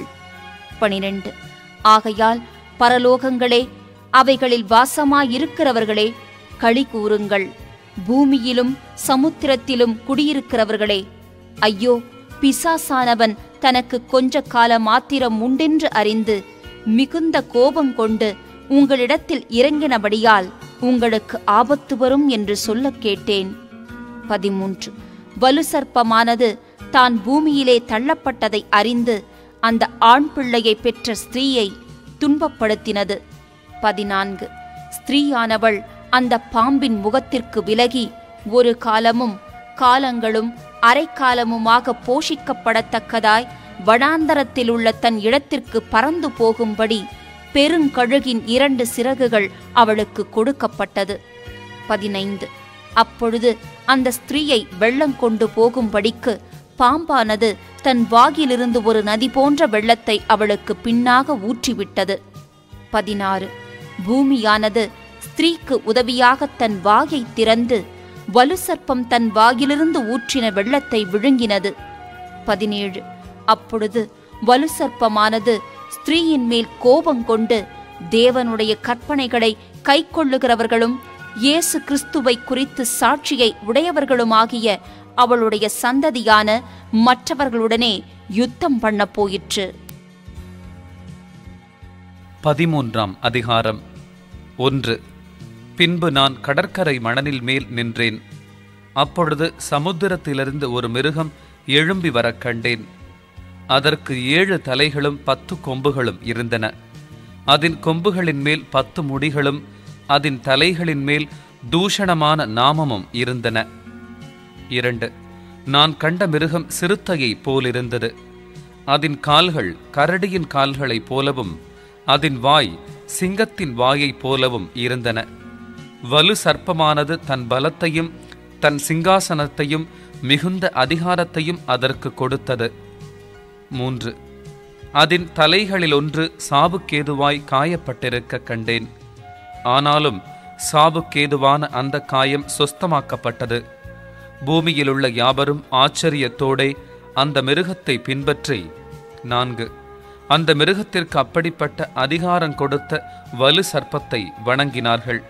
அல்லாமலும் மிருகத்திற்கு ஒப்பானவன் யார், அதனோடே யுத்தம் பண்ணத்தக்கவன் யார் என்று சொல்லி மிருகத்தையும் வணங்கினார்கள். 5. பெருமையானவைகளையும் தூஷணங்களையும் பேசும் வாய் அதற்கு கொடுக்கப்பட்டது. அல்லாமலும் 42 மாதம் யுத்தம் பண்ண அதற்கு அதிகாரம் கொடுக்கப்பட்டது. 6. அது தேவனை தூஷிக்கும்படி தன் வாயை திறந்து அவருடைய நாமத்தையும் அவருடைய வாசஸ்தலத்தையும் பரலோகத்தில் வாசமாயிருக்கிறவர்களையும் தூஷித்தது. 7. மேலும் பரிசுத்தவான்களோடே யுத்தம் பண்ணி அவர்களை ஜெயிக்கும் படிக்க அதற்கு அதிகாரம் கொடுக்கப்பட்டதுமல்லாமல் ஒவ்வொரு கோத்திரத்தின் மேலும் பாஷைக்காரர் மேலும் ஜாதிகள் மேலும் அதற்கு அதிகாரம் கொடுக்கப்பட்டது. 8. உலகத் தோற்றம் முதல் அடிக்கப்பட்ட ஆட்டுக்குட்டியினுடைய ஜீவ புஸ்தகத்தில் பேரெழுதப்பட்டிராத பூமியின் குடிகள் யாவரும் அதை வணங்குவார்கள். 9. காதுள்ளவன் எவனோ அவன் கேட்க கடவன். 10. சிறைப்படுத்திக் கொண்டு போகிறவன் சிறைப்பட்டு போவான். பட்டயத்தினாலே கொல்லுகிறவன் பட்டயத்தினாலே கொல்லப்பட வேண்டும். பரிசுத்தவான்களுடைய பொறுமையும் விசுவாசமும் இதிலே விளங்கும். 11. பின்பு வேறொரு மிருகம் பூமியிலிருந்து எழும்பக் கண்டேன். அது ஒரு ஆட்டுக்குட்டிக்கு ஒப்பாக 2 கொம்புகளையுடையதாயிருந்தது. வலு சர்ப்பத்தைப் போல பேசினது. 12. அது முந்தின மிருகத்தின் அதிகாரம் முழுவதையும் அதன் முன்பாக நடப்பித்து சாவுக்கேதுவான காயம் ஆற சொஸ்தமடைந்த முந்தின மிருகத்தை பூமியும் அதன் குடிகளும் வணங்கும்படி செய்தது. 13. அன்றியும் அது மனுஷருக்கு முன்பாக வானத்திலிருந்து பூமியின் மேல் அக்கினியை இறங்க பண்ணத்தக்கதாக பெரிய அற்புதங்களை நடப்பித்து 14. மிருகத்தின் முன்பாக அந்த அற்புதங்களை செய்யும்படி தனக்கு கொடுக்கப்பட்ட சத்துவத்தினாலே பூமியின் குடிகளை மோசம் போக்கி பட்டயத்தினாலே காயப்பட்டு பிழைத்த மிருகத்திற்கு ஒரு சொரூபம் பண்ண வேண்டுமென்று பூமியின் குடிகளுக்கு சொல்லிற்று. 15. மேலும் அம்மிருகத்தின் சொரூபம் பேசத்தக்கதாகவும் மிருகத்தின் சொரூபத்தை வணங்காத யாவரையும் கொலை செய்யத்தக்கதாகவும் மிருகத்தின் சொரூபத்திற்கு ஆவியை கொடுக்கும்படி அதற்கு சத்துவம் கொடுக்கப்பட்டது. 16. அது சிறியோர், பெரியோர், ஐஸ்வர்யவான்கள், தரித்திரர், சுயாதீனர், அடிமைகள் இவர்கள் யாவரும் தங்கள் தங்கள் வலது கைகளிலாவது நெற்றிகளிலாவது ஒரு முத்திரையை பெறும்படிக்கும். 17. அந்த மிருகத்தின் முத்திரையாவது அதன் நாமத்தையாவது அதன் நாமத்தின் இலக்கத்தையாவது தரித்து கொள்ளுகிறவன் தவிர வேறொருவனும் கொள்ளவும் விற்கவும் கூடாத படிக்கும் செய்தது. 18. இதிலே ஞானம் விளங்கும். அந்த மிருகத்தின் இலக்கத்தை புத்தியுடையவன் கணக்கு பார்க்க கடவன். அது மனுஷனுடைய இலக்கமாயிருக்கிறது. அதனுடைய இலக்கம் 666. 14ஆம் அதிகாரம். 1. பின்பு நான் பார்த்தபோது, இதோ, சீயோன் மலையின் மேல் ஆட்டுக்குட்டியானவரையும் அவரோடே கூட அவருடைய பிதாவின் நாமம் தங்கள் நெற்றிகளில் எழுதப்பட்டிருந்த 144,000 பேரையும் நிற்க கண்டேன். 2. அல்லாமலும் பெருவெள்ள இரைச்சல் போலவும் பலத்த இடிமுழக்கம் போலவும் ஒரு சத்தம் வானத்திலிருந்து உண்டாக கேட்டேன். நான் கேட்ட சத்தம் சுரமண்டலக்காரர் தங்கள் சுரமண்டலங்களை வாசிக்கிற ஓசையைப் போலிருந்தது. 3. அவர்கள் சிங்காசனத்திற்கு முன்பாகவும் 4 ஜீவன்களுக்கு முன்பாகவும் மூப்பர்களுக்கு முன்பாகவும் புதுப்பாட்டை பாடினார்கள். அந்த பாட்டு பூமியிலிருந்து மீட்டுக் கொள்ளப்பட்ட 144,000 பேரே அல்லாமல் வேறொருவரும் கற்றுக்கொள்ளக்கூடாதிருந்தது. 4. ஸ்திரீகளால் தங்களை கரைப்படுத்தாதவர்கள் இவர்களே, கற்புள்ளவர்கள் இவர்களே, ஆட்டுக்குட்டியானவர் எங்கே போனாலும் அவரை பின்பற்றுகிறவர்கள் இவர்களே. இவர்கள் மனுஷரிலிருந்து தேவனுக்கும் ஆட்டுக்குட்டியானவருக்கும் முதற்பலனாக மீட்டுக் கொள்ளப்பட்டவர்கள். 5. இவர்களுடைய வாயிலே கபடம் காணப்படவில்லை. இவர்கள் தேவனுடைய சிங்காசனத்திற்கு முன்பாக மாசில்லாதவர்களாயிருக்கிறார்கள். 6. பின்பு வேறொரு தூதன் வானத்தின் மத்தியிலே பறக்க கண்டேன். அவன் பூமியில் வாசம் பண்ணுகிற சகல ஜாதிகளுக்கும், கோத்திரத்தாருக்கும், பாஷைக்காரருக்கும், ஜனக்கூட்டத்தாருக்கும் அறிவிக்கத்தக்கதாக நித்திய சுவிசேஷத்தை உடையவனாயிருந்து 7. மிகுந்த சத்தமிட்டு தேவனுக்கு பயந்து அவரை மகிமைப்படுத்துங்கள். அவர் நியாய தீர்ப்பு கொடுக்கும் வேளை வந்தது. வானத்தையும் பூமியையும் சமுத்திரத்தையும் நீரூற்றுகளையும் உண்டாக்கினவரையே தொழுது கொள்ளுங்கள் என்று கூறினான். 8. வேறொரு தூதன் பின் சென்று, பாபிலோன் மகாநகரம் விழுந்தது, விழுந்தது, தன் வேசித்தனமாகிய உக்கிரமான மதுவை சகல ஜாதிகளுக்கும் குடிக்கக் கொடுத்தாளே என்றான். 9. அவர்களுக்கு பின்னே 3ஆம் தூதன் வந்து மிகுந்த சத்தமிட்டு மிருகத்தையும் அதன் சொரூபத்தையும் வணங்கி தன் நெற்றியிலாவது தன் கையிலாவது அதன் முத்திரையை தரித்துக் கொள்ளுகிறவனெவனோ 10. அவன் தேவனுடைய கோபாக்கினையாகிய பாத்திரத்திலே கலப்பில்லாமல் வார்க்கப்பட்ட அவருடைய உக்கிரமாகிய மதுவை குடித்து பரிசுத்த தூதர்களுக்கு முன்பாகவும் ஆட்டுக்குட்டியானவருக்கு முன்பாகவும் அக்கினியினாலும் கந்தகத்தினாலும் வாதிக்கப்படுவான். 11. அவர்களுடைய வாதையின் புகை சதா காலங்களிலும் எழும்பும். மிருகத்தையும் அதன் சொரூபத்தையும் வணங்குகிறவர்களுக்கும் அதனுடைய நாமத்தின் முத்திரையை தரித்துக் கொள்ளுகிற எவனுக்கும் இரவும் பகலும் இளைப்பாறுதலிராது. 12. தேவனுடைய கற்பனைகளையும் இயேசுவின் மேலுள்ள விசுவாசத்தையும் காத்துக் கொள்ளுகிறவர்களாகிய பரிசுத்தவான்களுடைய பொறுமை இதிலே விளங்கும் என்று கூறினான். 13. பின்பு பரலோகத்திலிருந்து ஒரு சத்தம் உண்டாக கேட்டேன். அது, கர்த்தருக்குள் மரிக்கிறவர்கள் இது முதல் பாக்கியவான்கள் என்றெழுது. அவர்கள் தங்கள் பிரயாசங்களை விட்டொழிந்து இளைப்பாறுவார்கள். அவர்களுடைய கிரியைகள் அவர்களோடே கூடப்போம். ஆவியானவரும் ஆம் என்று திருவுளம் பற்றுகிறார் என்று சொல்லிற்று. 14. பின்பு நான் பார்த்தபோது, இதோ, வெண்மையான மேகத்தையும் அந்த மேகத்தின் மேல் மனுஷகுமாரன கொப்பானவராய் தமது சிரசின் மேல் பொற்கிரீடத்தையும் தமது கையிலே கருக்குள்ள அரிவாளையும் உடைய ஒருவர் உட்கார்ந்திருக்கிறதையும் கண்டேன். 15. அப்பொழுது வேறொரு தூதன் தேவாலயத்திலிருந்து புறப்பட்டு மேகத்தின் மேல் உட்கார்ந்திருக்கிறவரை நோக்கி, பூமியின் பயிர் முதிர்ந்தது, அறுக்கிறதற்கு காலம் வந்தது, ஆகையால் உம்முடைய அரிவாளை நீட்டி அறுத்துவிடும் என்று மிகுந்த சத்தமிட்டுச் சொன்னான். 16. அப்பொழுது மேகத்தின் மேல் உட்கார்ந்தவர் தமது அரிவாளை பூமியின் மேல் நீட்டினார். பூமியின் விளைவு அறுப்புண்டது.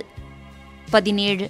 பின்பு வேறொரு தூதனும் கருக்குள்ள அரிவாளை பிடித்து கொண்டு பரலோகத்தில் உள்ள தேவாலயத்திலிருந்து புறப்பட்டு வந்தான். 18. அக்கினியின் மேல் அதிகாரமுள்ள வேறொரு தூதனும் பலிபீடத்திலிருந்து புறப்பட்டு வந்து கருக்குள்ள அரிவாளை பிடித்திருக்கிறவனை நோக்கி, பூமியின் திராட்சப்பழங்கள் பழுத்திருக்கிறது, கருக்குள்ள உமது அரிவாளை நீட்டி அதன் குலைகளை அறுத்துவிடும் என்று மிகுந்த சத்தத்தோடே சொன்னான். 19.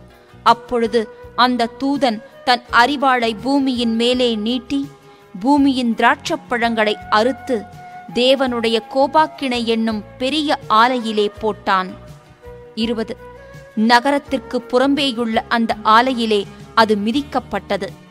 அந்த ஆலையிலிருந்து 1600 ஸ்தாதி தூரத்திற்கு இரத்தம் புறப்பட்டு குதிரைகளின் கடிவாளங்கள் மட்டும் பெருகி வந்தது.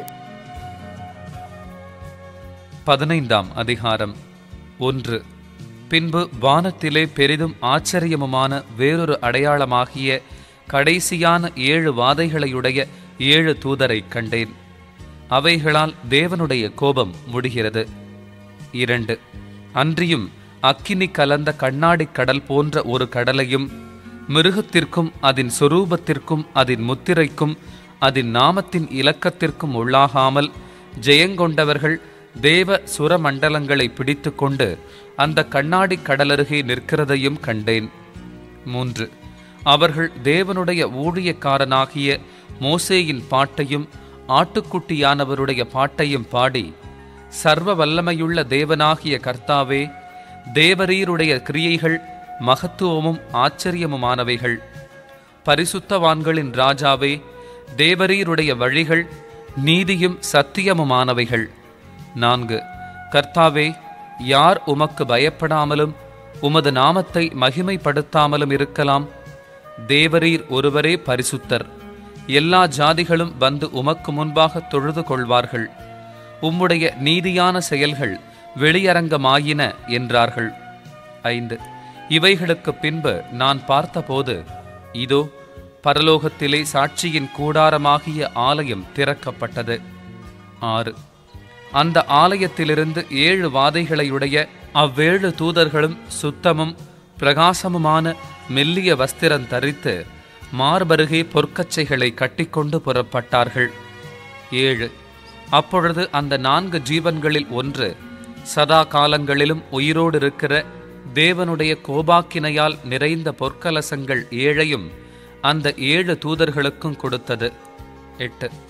அப்பொழுது தேவனுடைய மகிமையினாலும் அவருடைய வல்லமையினாலும் உண்டான புகையினாலே தேவாலயம் நிறைந்தது. 7 தூதர்களுடைய 7 வாதைகளும் முடியும் வரைக்கும் ஒருவரும் தேவாலயத்திற்குள் பிரவேசிக்க கூடாதிருந்தது. 16ஆம் அதிகாரம். 1. அப்பொழுது தேவாலயத்திலிருந்து உண்டான ஒரு பெருஞ்சத்தம் அந்த 7 தூதருடனே, நீங்கள் போய் தேவனுடைய கோப கலசங்களை பூமியின் மேல் ஊற்றுங்கள் என்று சொல்ல கேட்டேன். 2. முதலாம் தூதன் போய் தன் கலசத்தில் உள்ளதை பூமியில் மேல் ஊற்றினான். உடனே மிருகத்தின் முத்திரையை தரித்தவர்களும் அதன் சொரூபத்தை வணங்குகிறவர்களுமாகிய மனுஷர்களுக்கு பொல்லாத கொடிய புண்ணுண்டாயிற்று.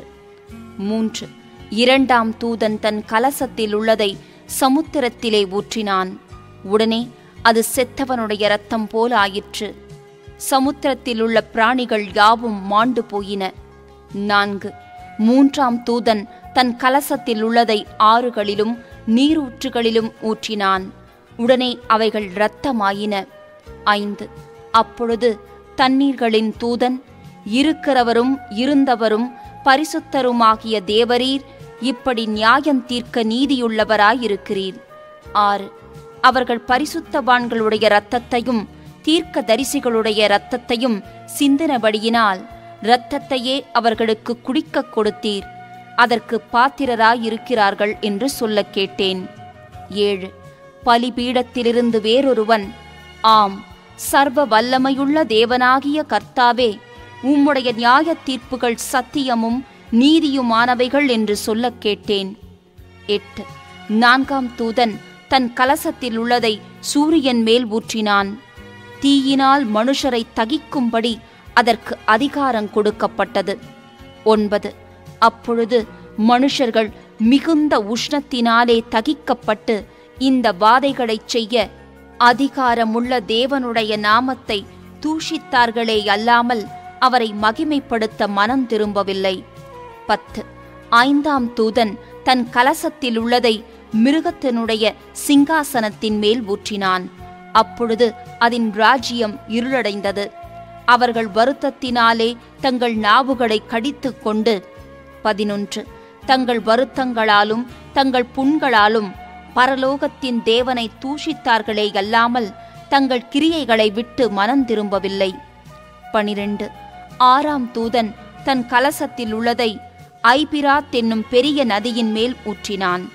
அப்பொழுது சூரியன் உதிக்கும் திசையிலிருந்து வரும் ராஜாக்களுக்கு வழி ஆயத்தமாகும்படி அந்த நதியின் தண்ணீர் வற்றிப் போயிற்று. 13. அப்பொழுது வலுசர்ப்பத்தின் வாயிலும் மிருகத்தின் வாயிலும் கள்ள தீர்க்கதரிசியின் வாயிலுமிருந்து தவளைகளுக்கு ஒப்பான 3 அசுத்த ஆவிகள் புறப்பட்டு வர கண்டேன். 14. அவைகள் அற்புதங்களைச் செய்கிற பிசாசுகளின் ஆவிகள். அவைகள் பூலோகமெங்குமுள்ள ராஜாக்களை சர்வ வல்லமையுள்ள தேவனுடைய மகா நாளில் நடக்கும் யுத்தத்திற்கு கூட்டிச் சேர்க்கும்படிக்கு புறப்பட்டு போகிறது. 15. இதோ திருடனைப் போல் வருகிறேன். தன் மானம் காணப்படத்தக்கதாக நிர்வாணமாய் நடவாதபடிக்கு விழித்துக் கொண்டு தன் வஸ்திரங்களை காத்து கொள்ளுகிறவன் பாக்கியவான். 16. அப்பொழுது எபிரேயு பாஷையிலே அர்மகெதோன் என்னப்பட்ட இடத்திலே அவர்களை கூட்டிச் சேர்த்தான். 17. 7ஆம் தூதன் தன் கலசத்தில் உள்ளதை ஆகாயத்தில் ஊற்றினான். அப்பொழுது பரலோகத்தின் ஆலயத்தில் உள்ள சிங்காசனத்திலிருந்து ஆயிற்று என்று சொல்லிய பெருஞ்சத்தம் பிறந்தது. 18. சத்தங்களும் இடிமுழக்கங்களும் மின்னல்களும் உண்டாயின. பூமி மிகவும் அதிர்ந்தது. பூமியின் மேல் மனுஷர்கள் உண்டான நாள் முதற்கொண்டு அப்படிப்பட்ட பெரிய அதிர்ச்சி உண்டானதில்லை. 19. அப்பொழுது மகாநகரம் 3 பங்காக பிரிக்கப்பட்டது. புறஜாதிகளுடைய பட்டணங்கள் விழுந்தன. மகா பாபிலோனுக்கு தேவனுடைய உக்கிரமான கோபாக்கினையாகிய மதுவுள்ள பாத்திரத்தை கொடுக்கும்படி அது அவருக்கு முன்பாக நினைப்பூட்டப்பட்டது. 20. தீவுகள் யாவும் அகன்று போயின. பர்வதங்கள் காணப்படாமற் போயின. 21. தாலந்து நிறையான பெரிய கல்மழையும் வானத்திலிருந்து மனுஷர் மேல் விழுந்தது. அந்த கல்மழையினால் உண்டான வாதை நிமித்தம் மனுஷர்கள் தேவனை தூஷித்தார்கள். அந்த வாதை மகா கொடிதாயிருந்தது.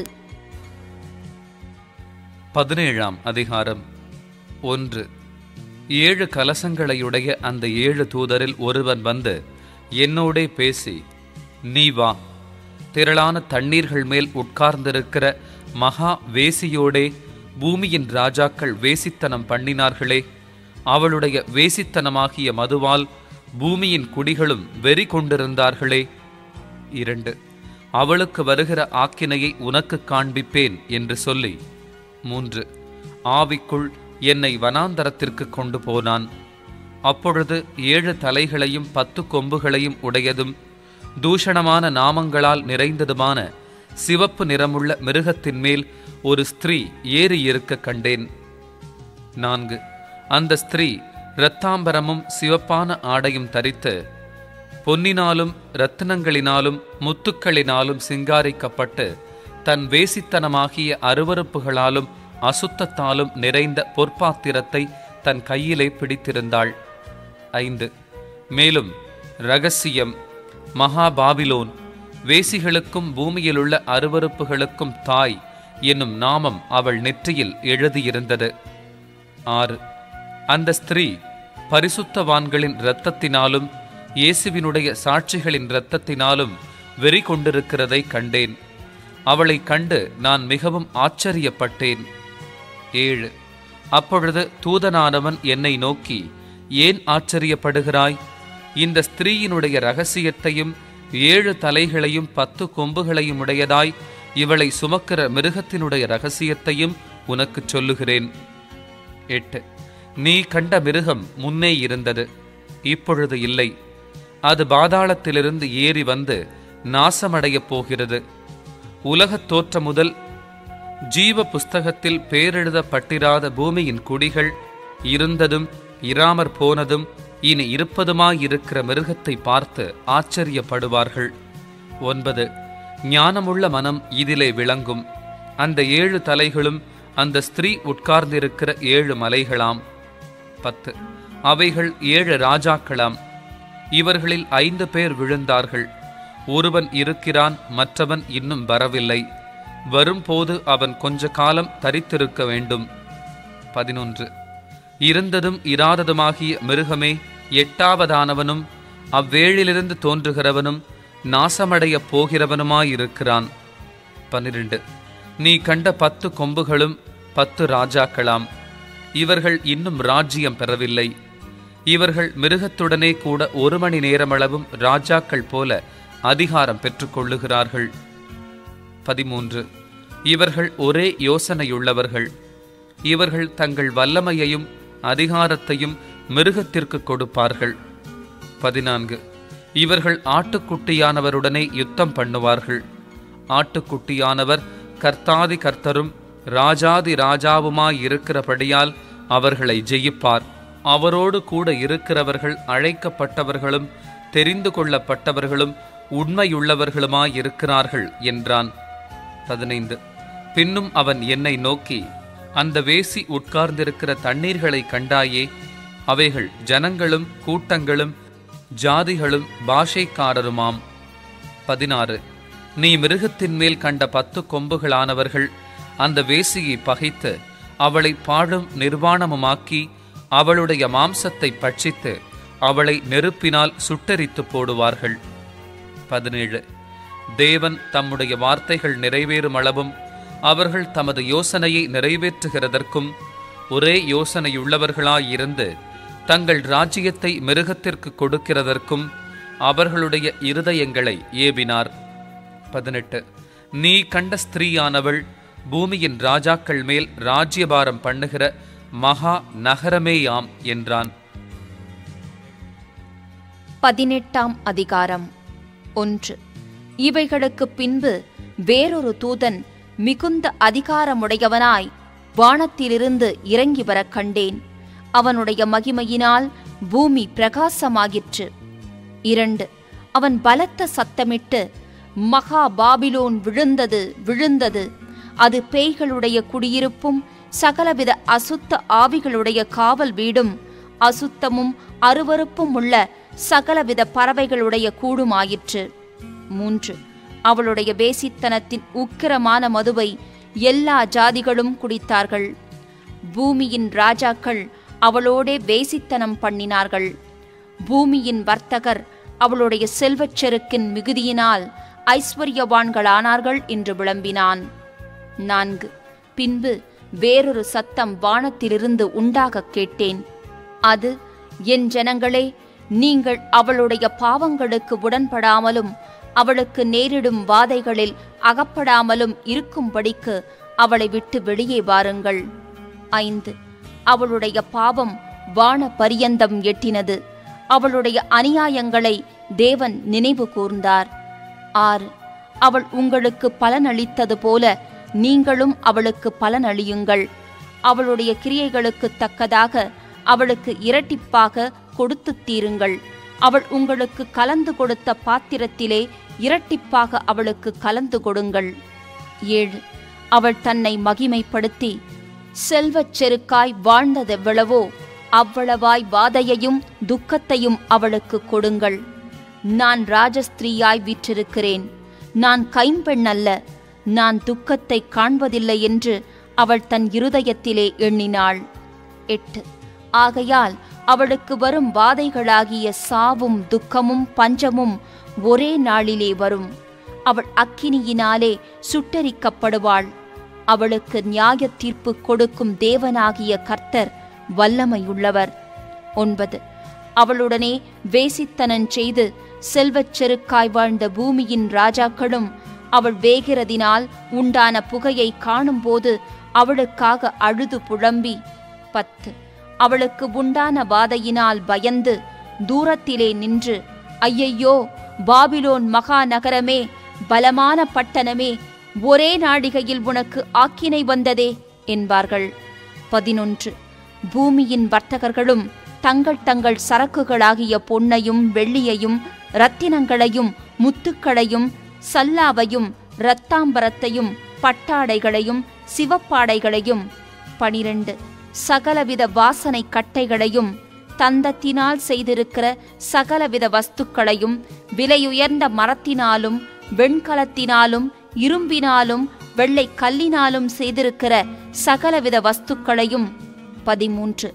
லவங்கப்பட்டையையும் தூப வர்க்கங்களையும் தைலங்களையும் சாம்பிராணியையும் திராட்சரசத்தையும் எண்ணெயையும் மெல்லிய மாவையும் கோதுமையையும் மாடுகளையும் ஆடுகளையும் குதிரைகளையும் இரதங்களையும் அடிமைகளையும் மனுஷருடைய ஆத்துமாக்களையும் இனி கொள்வார் இல்லாதபடியால் அவளுக்காக அழுது புலம்புவார்கள். 14. உன் ஆத்துமா இச்சித்த பழவர்க்கங்கள் உன்னை விட்டு நீங்கிப் போயின. கொழுமையானவைகளும் சம்பிரமமானவைகளும் உன்னை விட்டு நீங்கிப் போயின. நீ அவைகளை இனி காண்பதில்லை. 15. இப்படிப்பட்டவைகளைக் கொண்டு வர்த்தகம் பண்ணி அவளால் ஐஸ்வர்யவான்களானவர்கள் அவளுக்கு உண்டான வாதையினால் பயந்து தூரத்திலே நின்று 16. ஐயையோ, சல்லாவும் இரத்தாம்பரமும் சிவப்பாடையும் தரித்து பொன்னினாலும் இரத்தினங்களினாலும் முத்துக்களினாலும் சிங்காரிக்கப்பட்டிருந்த மகாநகரமே, ஒரு நாழிகையிலே இவ்வளவு ஐஸ்வர்யமும் அழிந்து போயிற்றே என்று சொல்லி அழுது துக்கிப்பார்கள். 17. மாலுமிகள் யாவரும், கப்பல்களில் யாத்திரை பண்ணுகிறவர்கள் யாவரும், கப்பலாட்களும் சமுத்திரத்திலே தொழில் செய்கிற யாவரும் தூரத்திலே நின்று 18. அவள் வேகிறதினால் உண்டான புகையை பார்த்து, இந்த மகா நகரத்திற்கொப்பான நகரம் உண்டோ என்று சத்தமிட்டு 19. தங்கள் தலைகள் மேல் புழுதியை போட்டுக்கொண்டு, ஐயையோ, மகாநகரமே, சமுத்திரத்திலே கப்பல்களையுடைய அனைவரும் இவளுடைய உச்சிதமான சம்பூரணத்தினால் ஐஸ்வர்யவான்களானார்களே, ஒரு நாழிகையிலே இவள் பாழாய்ப்போனாளே என்று அழுது துக்கித்து ஓலமிடுவார்கள். 20. பரலோகமே, பரிசுத்தவான்களாகிய அப்போஸ்தலர்களே, தீர்க்கதரிசிகளே, அவளை குறித்து களிகூறுங்கள். உங்கள் நிமித்தம் தேவன் அவளை நியாயம் தீர்த்தாரே என்று தூதன் சொன்னான். 21. அப்பொழுது பலமுள்ள தூதனொருவன் பெரிய ஏந்திர கல்லையொத்த ஒரு கல்லை எடுத்து சமுத்திரத்திலே எறிந்து, இப்படியே பாபிலோன் மகாநகரம் வேகமாய் தள்ளுண்டு இனி ஒருபோதும் காணப்படாமற் போகும். 22. சுரமண்டலக்காரரும் கீதவாத்தியக்காரரும் நாகசுரக்காரரும் எக்காளக்காரருமானவர்களுடைய சத்தம் இனி உன்னிடத்தில் கேட்கப்படுவதும் இல்லை. எந்த தொழிலாளியும் இனி உன்னிடத்தில் காணப்படுவதும் இல்லை. ஏந்திர சத்தம் இனி உன்னிடத்தில் கேட்கப்படுவதும் இல்லை. 23. விளக்கு வெளிச்சம் இனி உன்னிடத்தில் பிரகாசிப்பதும் இல்லை. மணவாளனும் மணவாட்டியுமானவர்களுடைய சத்தம் இனி உன்னிடத்தில் கேட்கப்படுவதும் இல்லை. உன் வர்த்தகர் பூமியில் பெரியோர்களாயிருந்தார்களே, உன் சூனியத்தால் எல்லா ஜாதிகளும் மோசம் போனார்களே. 24. தீர்க்கதரிசிகளுடைய இரத்தமும் பரிசுத்தவான்களுடைய இரத்தமும் பூமியில் கொல்லப்பட்ட அனைவருடைய இரத்தமும் அவளிடத்தில் காணப்பட்டது என்று விளம்பினான். 19ஆம் அதிகாரம் 1. இவைகளுக்கு பின்பு பரலோகத்தில் திரளான ஜனக்கூட்டம் இடுகிற ஆரவாரத்தை கேட்டேன். அவர்கள், அல்லேலூயா, இரட்சணியமும் மகிமையும் கனமும் வல்லமையும் நம்முடைய தேவனாகிய கர்த்தருக்கே உரியது. அவருடைய நியாய தீர்ப்புகள் சத்தியமும் நீதியுமானவைகள். 2. தன் வேசித்தனத்தினால் பூமியை கெடுத்த மகா வேசிக்கு அவர் நியாய தீர்ப்பு கொடுத்து தம்முடைய ஊழியக்காரரின் இரத்தத்திற்காக அவளிடத்தில் பழிவாங்கினாரே என்றார்கள். 3. மறுபடியும் அவர்கள் அல்லேலூயா என்று சொல்லி ஆர்ப்பரித்தார்கள். அவளுடைய புகை என்றென்றைக்கும் எழும்புகிறது என்றார்கள். 4. 24 மூப்பர்களும் 4 ஜீவன்களும் வணக்கமாய் விழுந்து ஆமென் அல்லேலூயா என்று சொல்லி சிங்காசனத்தின் மேல் வீற்றிருக்கும் தேவனை தொழுது கொண்டார்கள். 5. மேலும் நமது தேவனுடைய ஊழியக்காரரே, அவருக்கு பயப்படுகிற சிறியோரும் பெரியோருமானவர்களே, நீங்கள் யாவரும் அவரை துதியுங்கள் என்று ஒரு சத்தம் சிங்காசனத்திலிருந்து பிறந்தது. 6. அப்பொழுது திரளான ஜனங்கள் இடும் ஆரவாரம் போலவும் பெருவெள்ள இரைச்சல் போலவும் பலத்த இடி முழக்கம் போலவும் ஒரு சத்தம் உண்டாகி, அல்லேலூயா, சர்வ வல்லமையுள்ள தேவனாகிய கர்த்தர் ராஜ்யபாரம் பண்ணுகிறார். 7. நாம் சந்தோஷப்பட்டு களி கூர்ந்து அவருக்கு துதி செலுத்த கடவோம். ஆட்டுக்குட்டியானவருடைய கலியாணம் வந்தது, அவருடைய மனைவி தன்னை ஆயத்தம் பண்ணினாள் என்று சொல்ல கேட்டேன். 8. சுத்தமும் பிரகாசமுமான மெல்லிய வஸ்திரம் தரித்து கொள்ளும்படி அவளுக்கு அளிக்கப்பட்டது. அந்த மெல்லிய வஸ்திரம் பரிசுத்தவான்களுடைய நீதிகளே. 9. பின்னும் அவன் என்னை நோக்கி, ஆட்டுக்குட்டியானவரின் கலியாண விருந்துக்கு அழைக்கப்பட்டவர்கள் பாக்கியவான்கள் என்று எழுது என்றான். மேலும் இவைகள் தேவனுடைய சத்தியமான வசனங்கள் என்று என்னுடனே சொன்னான். 10. அப்பொழுது அவனை வணங்கும்படி அவனுடைய பாதத்தில் விழுந்தேன்.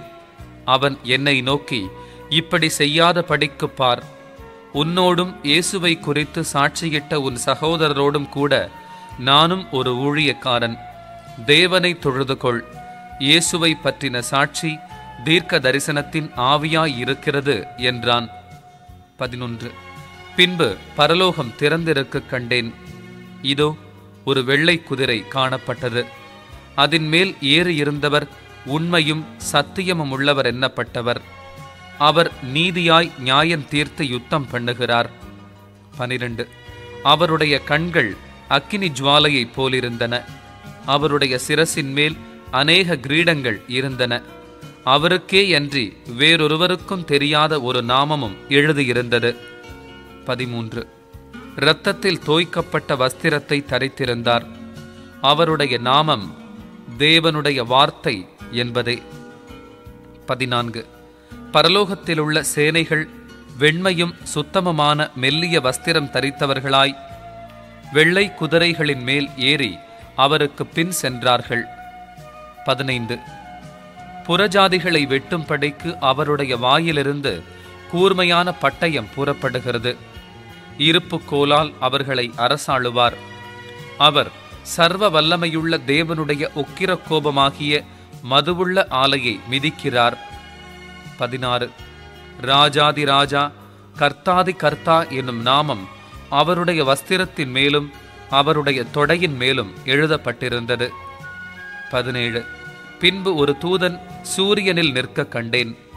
அவன் வானத்தின் மத்தியில் பறக்கிற சகல பறவைகளையும் பார்த்து, 18. நீங்கள் ராஜாக்களின் மாம்சத்தையும் சேனை தலைவர்களின் மாம்சத்தையும் பலவான்களின் மாம்சத்தையும் குதிரைகளின் மாம்சத்தையும் அவைகளின் மேல் ஏறி இருக்கிறவர்களின் மாம்சத்தையும் சுயாதீனர், அடிமைகள், சிறியோர், பெரியோர் இவர்கள் எல்லாருடைய மாம்சத்தையும் பட்சிக்கும் படிக்க மகாதேவன் கொடுக்கும் விருந்துக்கு கூடி வாருங்கள் என்று மிகுந்த சத்தத்தோடே கூப்பிட்டான். 19. பின்பு மிருகமும் பூமியின் ராஜாக்களும் அவர்களுடைய சேனைகளும் குதிரையின் மேல் ஏறி இருக்கிறவரோடும் அவருடைய சேனையோடும் யுத்தம் பண்ணும் படிக்கு கூடி வர கண்டேன். 20. அப்பொழுது மிருகம் பிடிக்கப்பட்டது. மிருகத்தின் முன்பாக செய்த அற்புதங்களால் அதன் முத்திரையை தரித்தவர்களையும் அதன் சொரூபத்தை வணங்கினவர்களையும் மோசம் போக்கின கள்ள தீர்க்க தரிசியும் கூட பிடிக்கப்பட்டான். இருவரும் கந்தகம் எரிகிற அக்கினி கடலிலே உயிரோடே தள்ளப்பட்டார்கள். 21. மற்றவர்கள் குதிரையின் மேல் ஏறினவருடைய வாயிலிருந்து புறப்படுகிற பட்டயத்தால் கொல்லப்பட்டார்கள். அவர்களுடைய மாம்சத்தினால் பறவைகள் யாவும் திருப்தி அடைந்தன. 20ஆம் அதிகாரம். 1. ஒரு தூதன் பாதாளத்தின் திறவுகோலையும் பெரிய சங்கிலியையும் தன் கையிலே பிடித்துக்கொண்டு வானத்திலிருந்து இறங்கி வரக் கண்டேன். 2. பிசாஸ் என்றும் சாத்தான் என்றும் சொல்லப்பட்ட பழைய பாம்பாகிய வலு சர்ப்பத்தை அவன் பிடித்து அதை 1000 வருஷமளவும் கட்டி வைத்து அந்த 1000 வருஷம் நிறைவேறும் வரைக்கும் அது ஜனங்களை மோசம் போக்காதபடிக்கு அதை பாதாளத்திலே தள்ளி அடைத்து அதின் மேல் முத்திரை போட்டான். 3. அதற்கு பின்பு அது கொஞ்ச காலம் விடுதலையாக வேண்டும். 4. அன்றியும் நான் சிங்காசனங்களைக் கண்டேன். அவைகளின் மேல் உட்கார்ந்தார்கள். நியாய தீர்ப்பு கொடுக்கும்படி அவர்களுக்கு அதிகாரம் அளிக்கப்பட்டது. இயேசுவை பற்றிய சாட்சியின் நிமித்தமும் தேவனுடைய வசனத்தின் நிமித்தமும் சிரச்சேதம் பண்ணப்பட்டவர்களுடைய ஆத்துமாக்களையும் மிருகத்தையாவது அதன் சொரூபத்தையாவது வணங்காமலும் தங்கள் நெற்றியிலும் தங்கள் கையிலும் அதன் முத்திரையை தரித்து கொள்ளாமலும் இருந்தவர்களையும் கண்டேன். அவர்கள் உயிர்த்து கிறிஸ்துவுடனே கூட 1000 வருஷம் அரசாண்டார்கள். 5. மரணமடைந்த மற்றவர்கள் அந்த 1000 வருஷம் முடியும் அளவும் உயிரடையவில்லை. இதுவே முதலாம் உயிர்த்தெழுதல். 6. முதலாம் உயிர்த்தெழுதலுக்கு பங்குள்ளவன் பாக்கியவானும் பரிசுத்தவானுமாயிருக்கிறான். இவர்கள் மேல் 2ஆம் மரணத்திற்கு அதிகாரமில்லை. இவர்கள் தேவனுக்கும் கிறிஸ்துவுக்கும் முன்பாக ஆசாரியராயிருந்து அவரோடே கூட 1000 வருஷம் அரசாளுவார்கள். 7. அந்த 1000 வருஷம் முடியும் போது சாத்தான் தன் காவலில் இருந்து விடுதலையாகி 8. பூமியின் 4 திசைகளிலும் உள்ள ஜாதிகளாகிய கோகையும் மாகோகையும் மோசம் போகும் படிக்கும் அவர்களை யுத்தத்திற்கு கூட்டிக் கொள்ளும் படிக்கும் புறப்படுவான். அவர்களுடைய தொகை கடற்கரை மணலத்தனையாயிருக்கும். 9. அவர்கள் பூமியெங்கும் பரம்பி பரிசுத்தவான்களுடைய பாளையத்தையும் பிரியமான நகரத்தையும் வளைந்து கொண்டார்கள். அப்பொழுது தேவனால் வானத்திலிருந்து அக்கினி இறங்கி அவர்களை பட்சித்து போட்டது. 10. மேலும் அவர்களை மோசம் போக்கின பிசாசானவன் மிருகமும் கள்ள தீர்க்க தரிசியும் இருக்கிற இடமாகிய அக்கினியும் கந்தகமுமான கடலிலே தள்ளப்பட்டான். அவர்கள் இரவும் பகலும் சதா காலங்களிலும் வாதிக்கப்படுவார்கள். 11. பின்பு நான் பெரிய வெள்ளைச் சிங்காசனத்தையும் அதின்மேல் வீற்றிருக்கிறவரையும் கண்டேன். அவருடைய சமூகத்திலிருந்து பூமியும் வானமும் அகன்று போயின. அவைகளுக்கு இடங்காணப்படவில்லை. 12. மரித்தோராகிய சிறியோரையும் பெரியோரையும் தேவனுக்கு முன்பாக நிற்கக் கண்டேன். அப்பொழுது புஸ்தகங்கள் திறக்கப்பட்டன. ஜீவ புஸ்தகம் என்னும் வேறொரு புஸ்தகமும் திறக்கப்பட்டது. அப்பொழுது அந்த புஸ்தகங்களில் எழுதப்பட்டவைகளின்படியே மரித்தோர் தங்கள் தங்கள் கிரியைகளுக்கு தக்கதாக நியாய தீர்ப்படைந்தார்கள். 13. சமுத்திரம் தன்னிலுள்ள மரித்தோரை ஒப்புவித்தது. மரணமும் பாதாளமும் தங்களிலுள்ள மரித்தோரை ஒப்புவித்தன. யாவரும் தங்கள் தங்கள் கிரியைகளின்படியே நியாய தீர்ப்படைந்தார்கள். 14. அப்பொழுது மரணமும் பாதாளமும் அக்கினி கடலிலே தள்ளப்பட்டன. இது 2ஆம் மரணம். 15. ஜீவ புஸ்தகத்திலே எழுதப்பட்டவனாக காணப்படாதவனெவனோ அவன் அக்கினி கடலிலே தள்ளப்பட்டான். 21ஆம் அதிகாரம். 1. பின்பு நான் புதிய வானத்தையும் புதிய பூமியையும் கண்டேன். முந்தின வானமும் முந்தின பூமியும் ஒழிந்து போயின, சமுத்திரமும் இல்லாமற் போயிற்று. 2. யோவானாகிய நான் புதிய எருசலேமாகிய பரிசுத்த நகரத்தை தேவனிடத்தினின்று பரலோகத்தை விட்டு இறங்கி வரக் கண்டேன். அது தன் புருஷனுக்காக அலங்கரிக்கப்பட்ட மணவாட்டியைப் போல ஆயத்தமாக்கப்பட்டிருந்தது. 3. மேலும் பரலோகத்திலிருந்து உண்டான ஒரு பெருஞ்சத்தத்தை கேட்டேன். அது, இதோ மனுஷர்களிடத்திலே தேவனுடைய வாசஸ்தலம் இருக்கிறது, அவர்களிடத்திலே அவர் வாசமாயிருப்பார், அவர்களும் அவருடைய ஜனங்களாயிருப்பார்கள். தேவன் தாமே அவர்களோடே கூட இருந்து அவர்களுடைய தேவனாயிருப்பார். 4. அவர்களுடைய கண்ணீர் யாவையும் தேவன் துடைப்பார். இனி மரணமும் இல்லை, துக்கமும் இல்லை, அலறுதலும் இல்லை, வருத்தமும் இல்லை, முந்தினவைகள் ஒழிந்து போயின என்று விளம்பினது. 5. சிங்காசனத்தின் மேல் வீற்றிருந்தவர், இதோ நான் சகலத்தையும் புதிதாக்குகிறேன் என்றார்.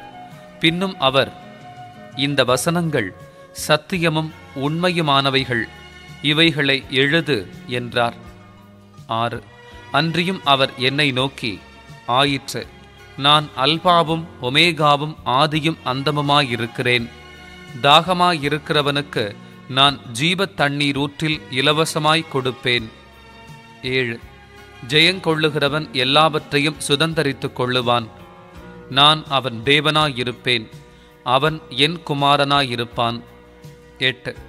பயப்படுகிறவர்களும் அவிசுவாசிகளும் அருவருப்பானவர்களும் கொலைபாதகரும் விபச்சாரக்காரரும் சூனியக்காரரும் விக்கிரகாராதனைக்காரரும் பொய்யர் அனைவரும் 2ஆம் மரணமாகிய அக்கினியும் கந்தகமும் எரிகிற கடலிலே பங்கடைவார்கள் என்றார்.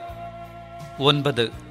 பின்பு கடைசியான 7 வாதைகளால் நிறைந்த 7 கலசங்களையுடைய அந்த 7 தூதரில் ஒருவன் என்னிடத்தில் வந்து, நீ இங்கே வா, ஆட்டுக்குட்டியானவருடைய மனைவியாகிய மணவாட்டியை உனக்கு காண்பிக்கிறேன் என்று சொல்லி 10. பெரிதும் உயரமுமான ஒரு பர்வதத்தின் மேல் என்னை ஆவியில் கொண்டு போய் தேவனுடைய மகிமையை அடைந்த எருசலேமாகிய பரிசுத்த நகரம் பரலோகத்தை விட்டு தேவனிடத்திலிருந்து இறங்கி வருகிறதை எனக்கு காண்பித்தான். 11. அதன் பிரகாசம் மிகவும் விலையுயர்ந்த இரத்தினக்கல்லை போலவும் பளிங்கி நொளியுள்ள வஜ்ரக்கல்லை போலவும் இருந்தது. 12. அதற்கு பெரிதும் உயரமுமான மதிலும், கிழக்கே 3 வாசல்கள், வடக்கே 3 வாசல்கள், தெற்கே 3 வாசல்கள், மேற்கே 3 வாசல்கள் ஆக 12 வாசல்களும் இருந்தன. 13. வாசல்களின் அருகே 12 தூதர்கள் இருந்தார்கள். அந்த வாசல்களின் மேல் இஸ்ரவேல் சந்ததியாராகிய 12 கோத்திரத்தாருடைய நாமங்களும் எழுதப்பட்டிருந்தன. 14. நகரத்தின் மதிலுக்கு 12 அஸ்திபார கற்கள் இருந்தன. அவைகள் மேல் ஆட்டுக்குட்டியானவருடைய 12 அப்போஸ்தலரின் 12 நாமங்களும் பதிந்திருந்தன. 15. என்னுடனே பேசினவன் நகரத்தையும் அதன் வாசல்களையும் அதன் மதிலையும் அளக்கிறதற்கு ஒரு பொற்கோலை பிடித்திருந்தான். 16. அந்த நகரம் சதுரமாயிருந்தது, அதன் அகலமும் நீளமும் சமமாயிருந்தது. அவன் அந்த கோலினால் நகரத்தை அளந்தான். அது 12,000 ஸ்தாதி அளவாயிருந்தது. அதன் நீளமும் அகலமும் உயரமும் சமமாயிருந்தது. 17. அவன் அதன் மதிலை அளந்தபோது அது தூதனுடைய அளவாகிய மனுஷ அளவின்படியே 144 முழமாயிருந்தது. 18.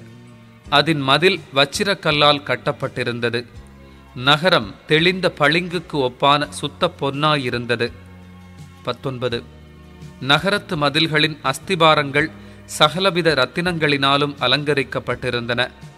1ஆம் அஸ்திபாரம் வஜ்ரக்கல், 2வது இந்திரநீலம், 3வது சந்திரகாந்தம், 4வது மரகதம், 20. 5வது கோமேதகம், 6வது பதுமராகம், 7வது ஸ்வர்ண ரத்தினம், 8வது படிக பச்சை, 9வது புஷ்பராகம், 10வது வைடூரியம், 11வது சுனீரம், 12வது சுகந்தி இவைகளே. 21. 12 வாசல்களும் 12 முத்துக்களாயிருந்தன. ஒவ்வொரு வாசலும் ஒவ்வொரு முத்தாயிருந்தது. நகரத்தின் வீதி தெளிவுள்ள பளிங்கு போல சுத்த பொன்னாயிருந்தது. 22. அதிலே தேவாலயத்தை நான் காணவில்லை.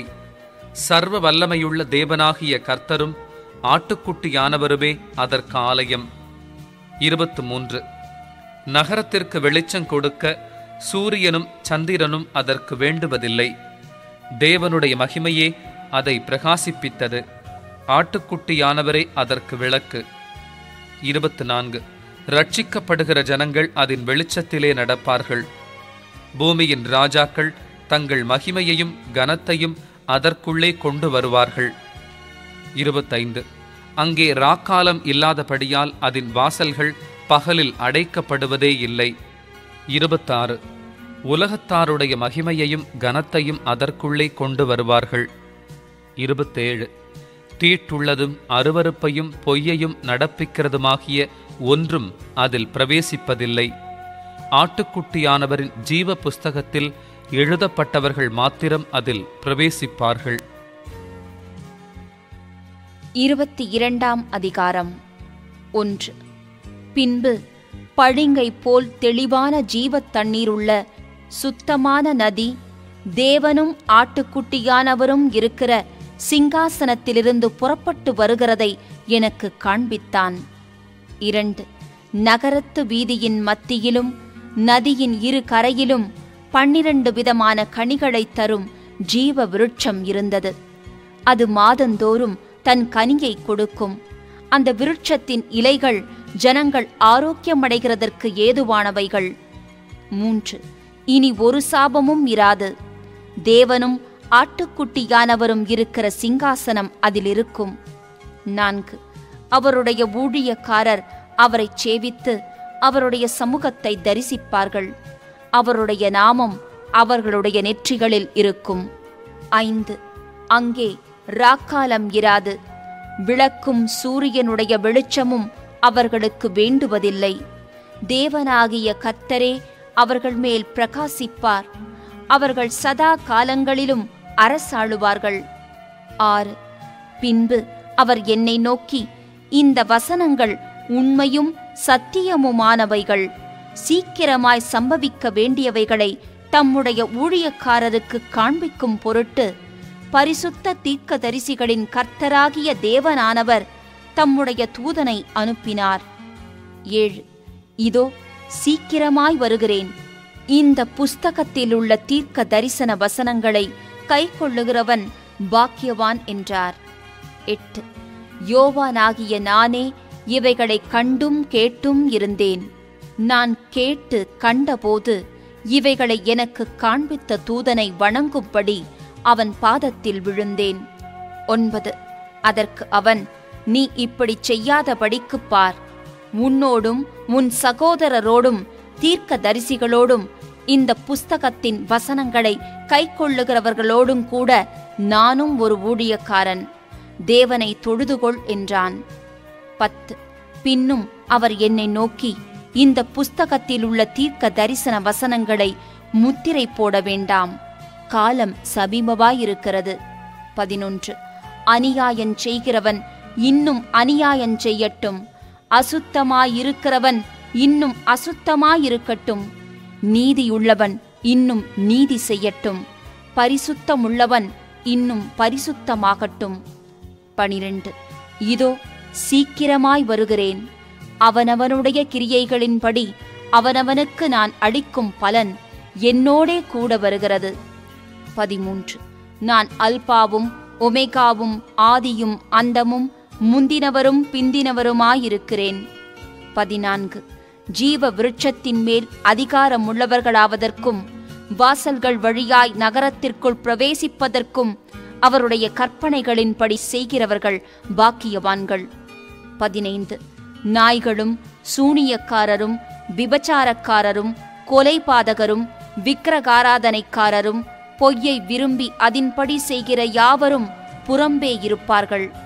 16.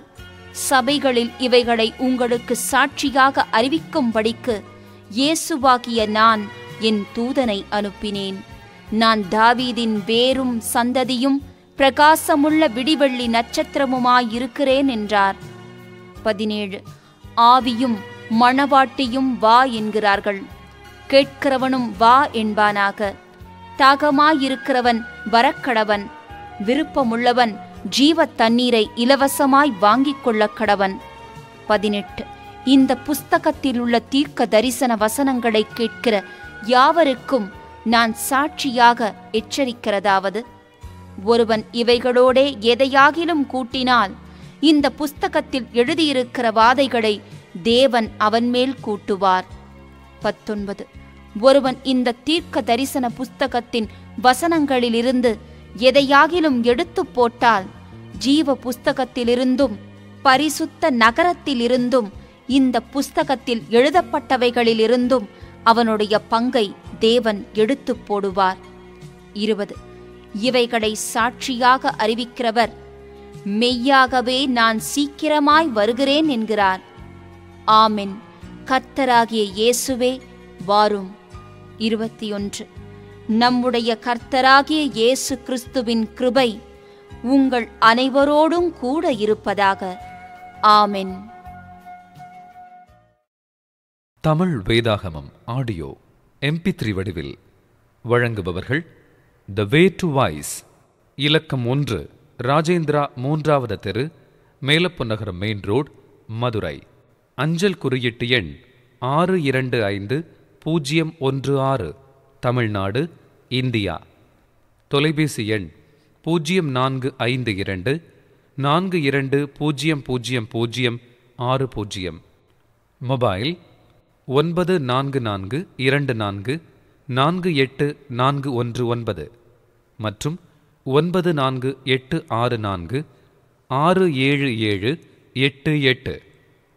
இணையதள முகவரி www.thewaytowise.org. மின்னஞ்சல் முகவரி contact@thewaytowise.org.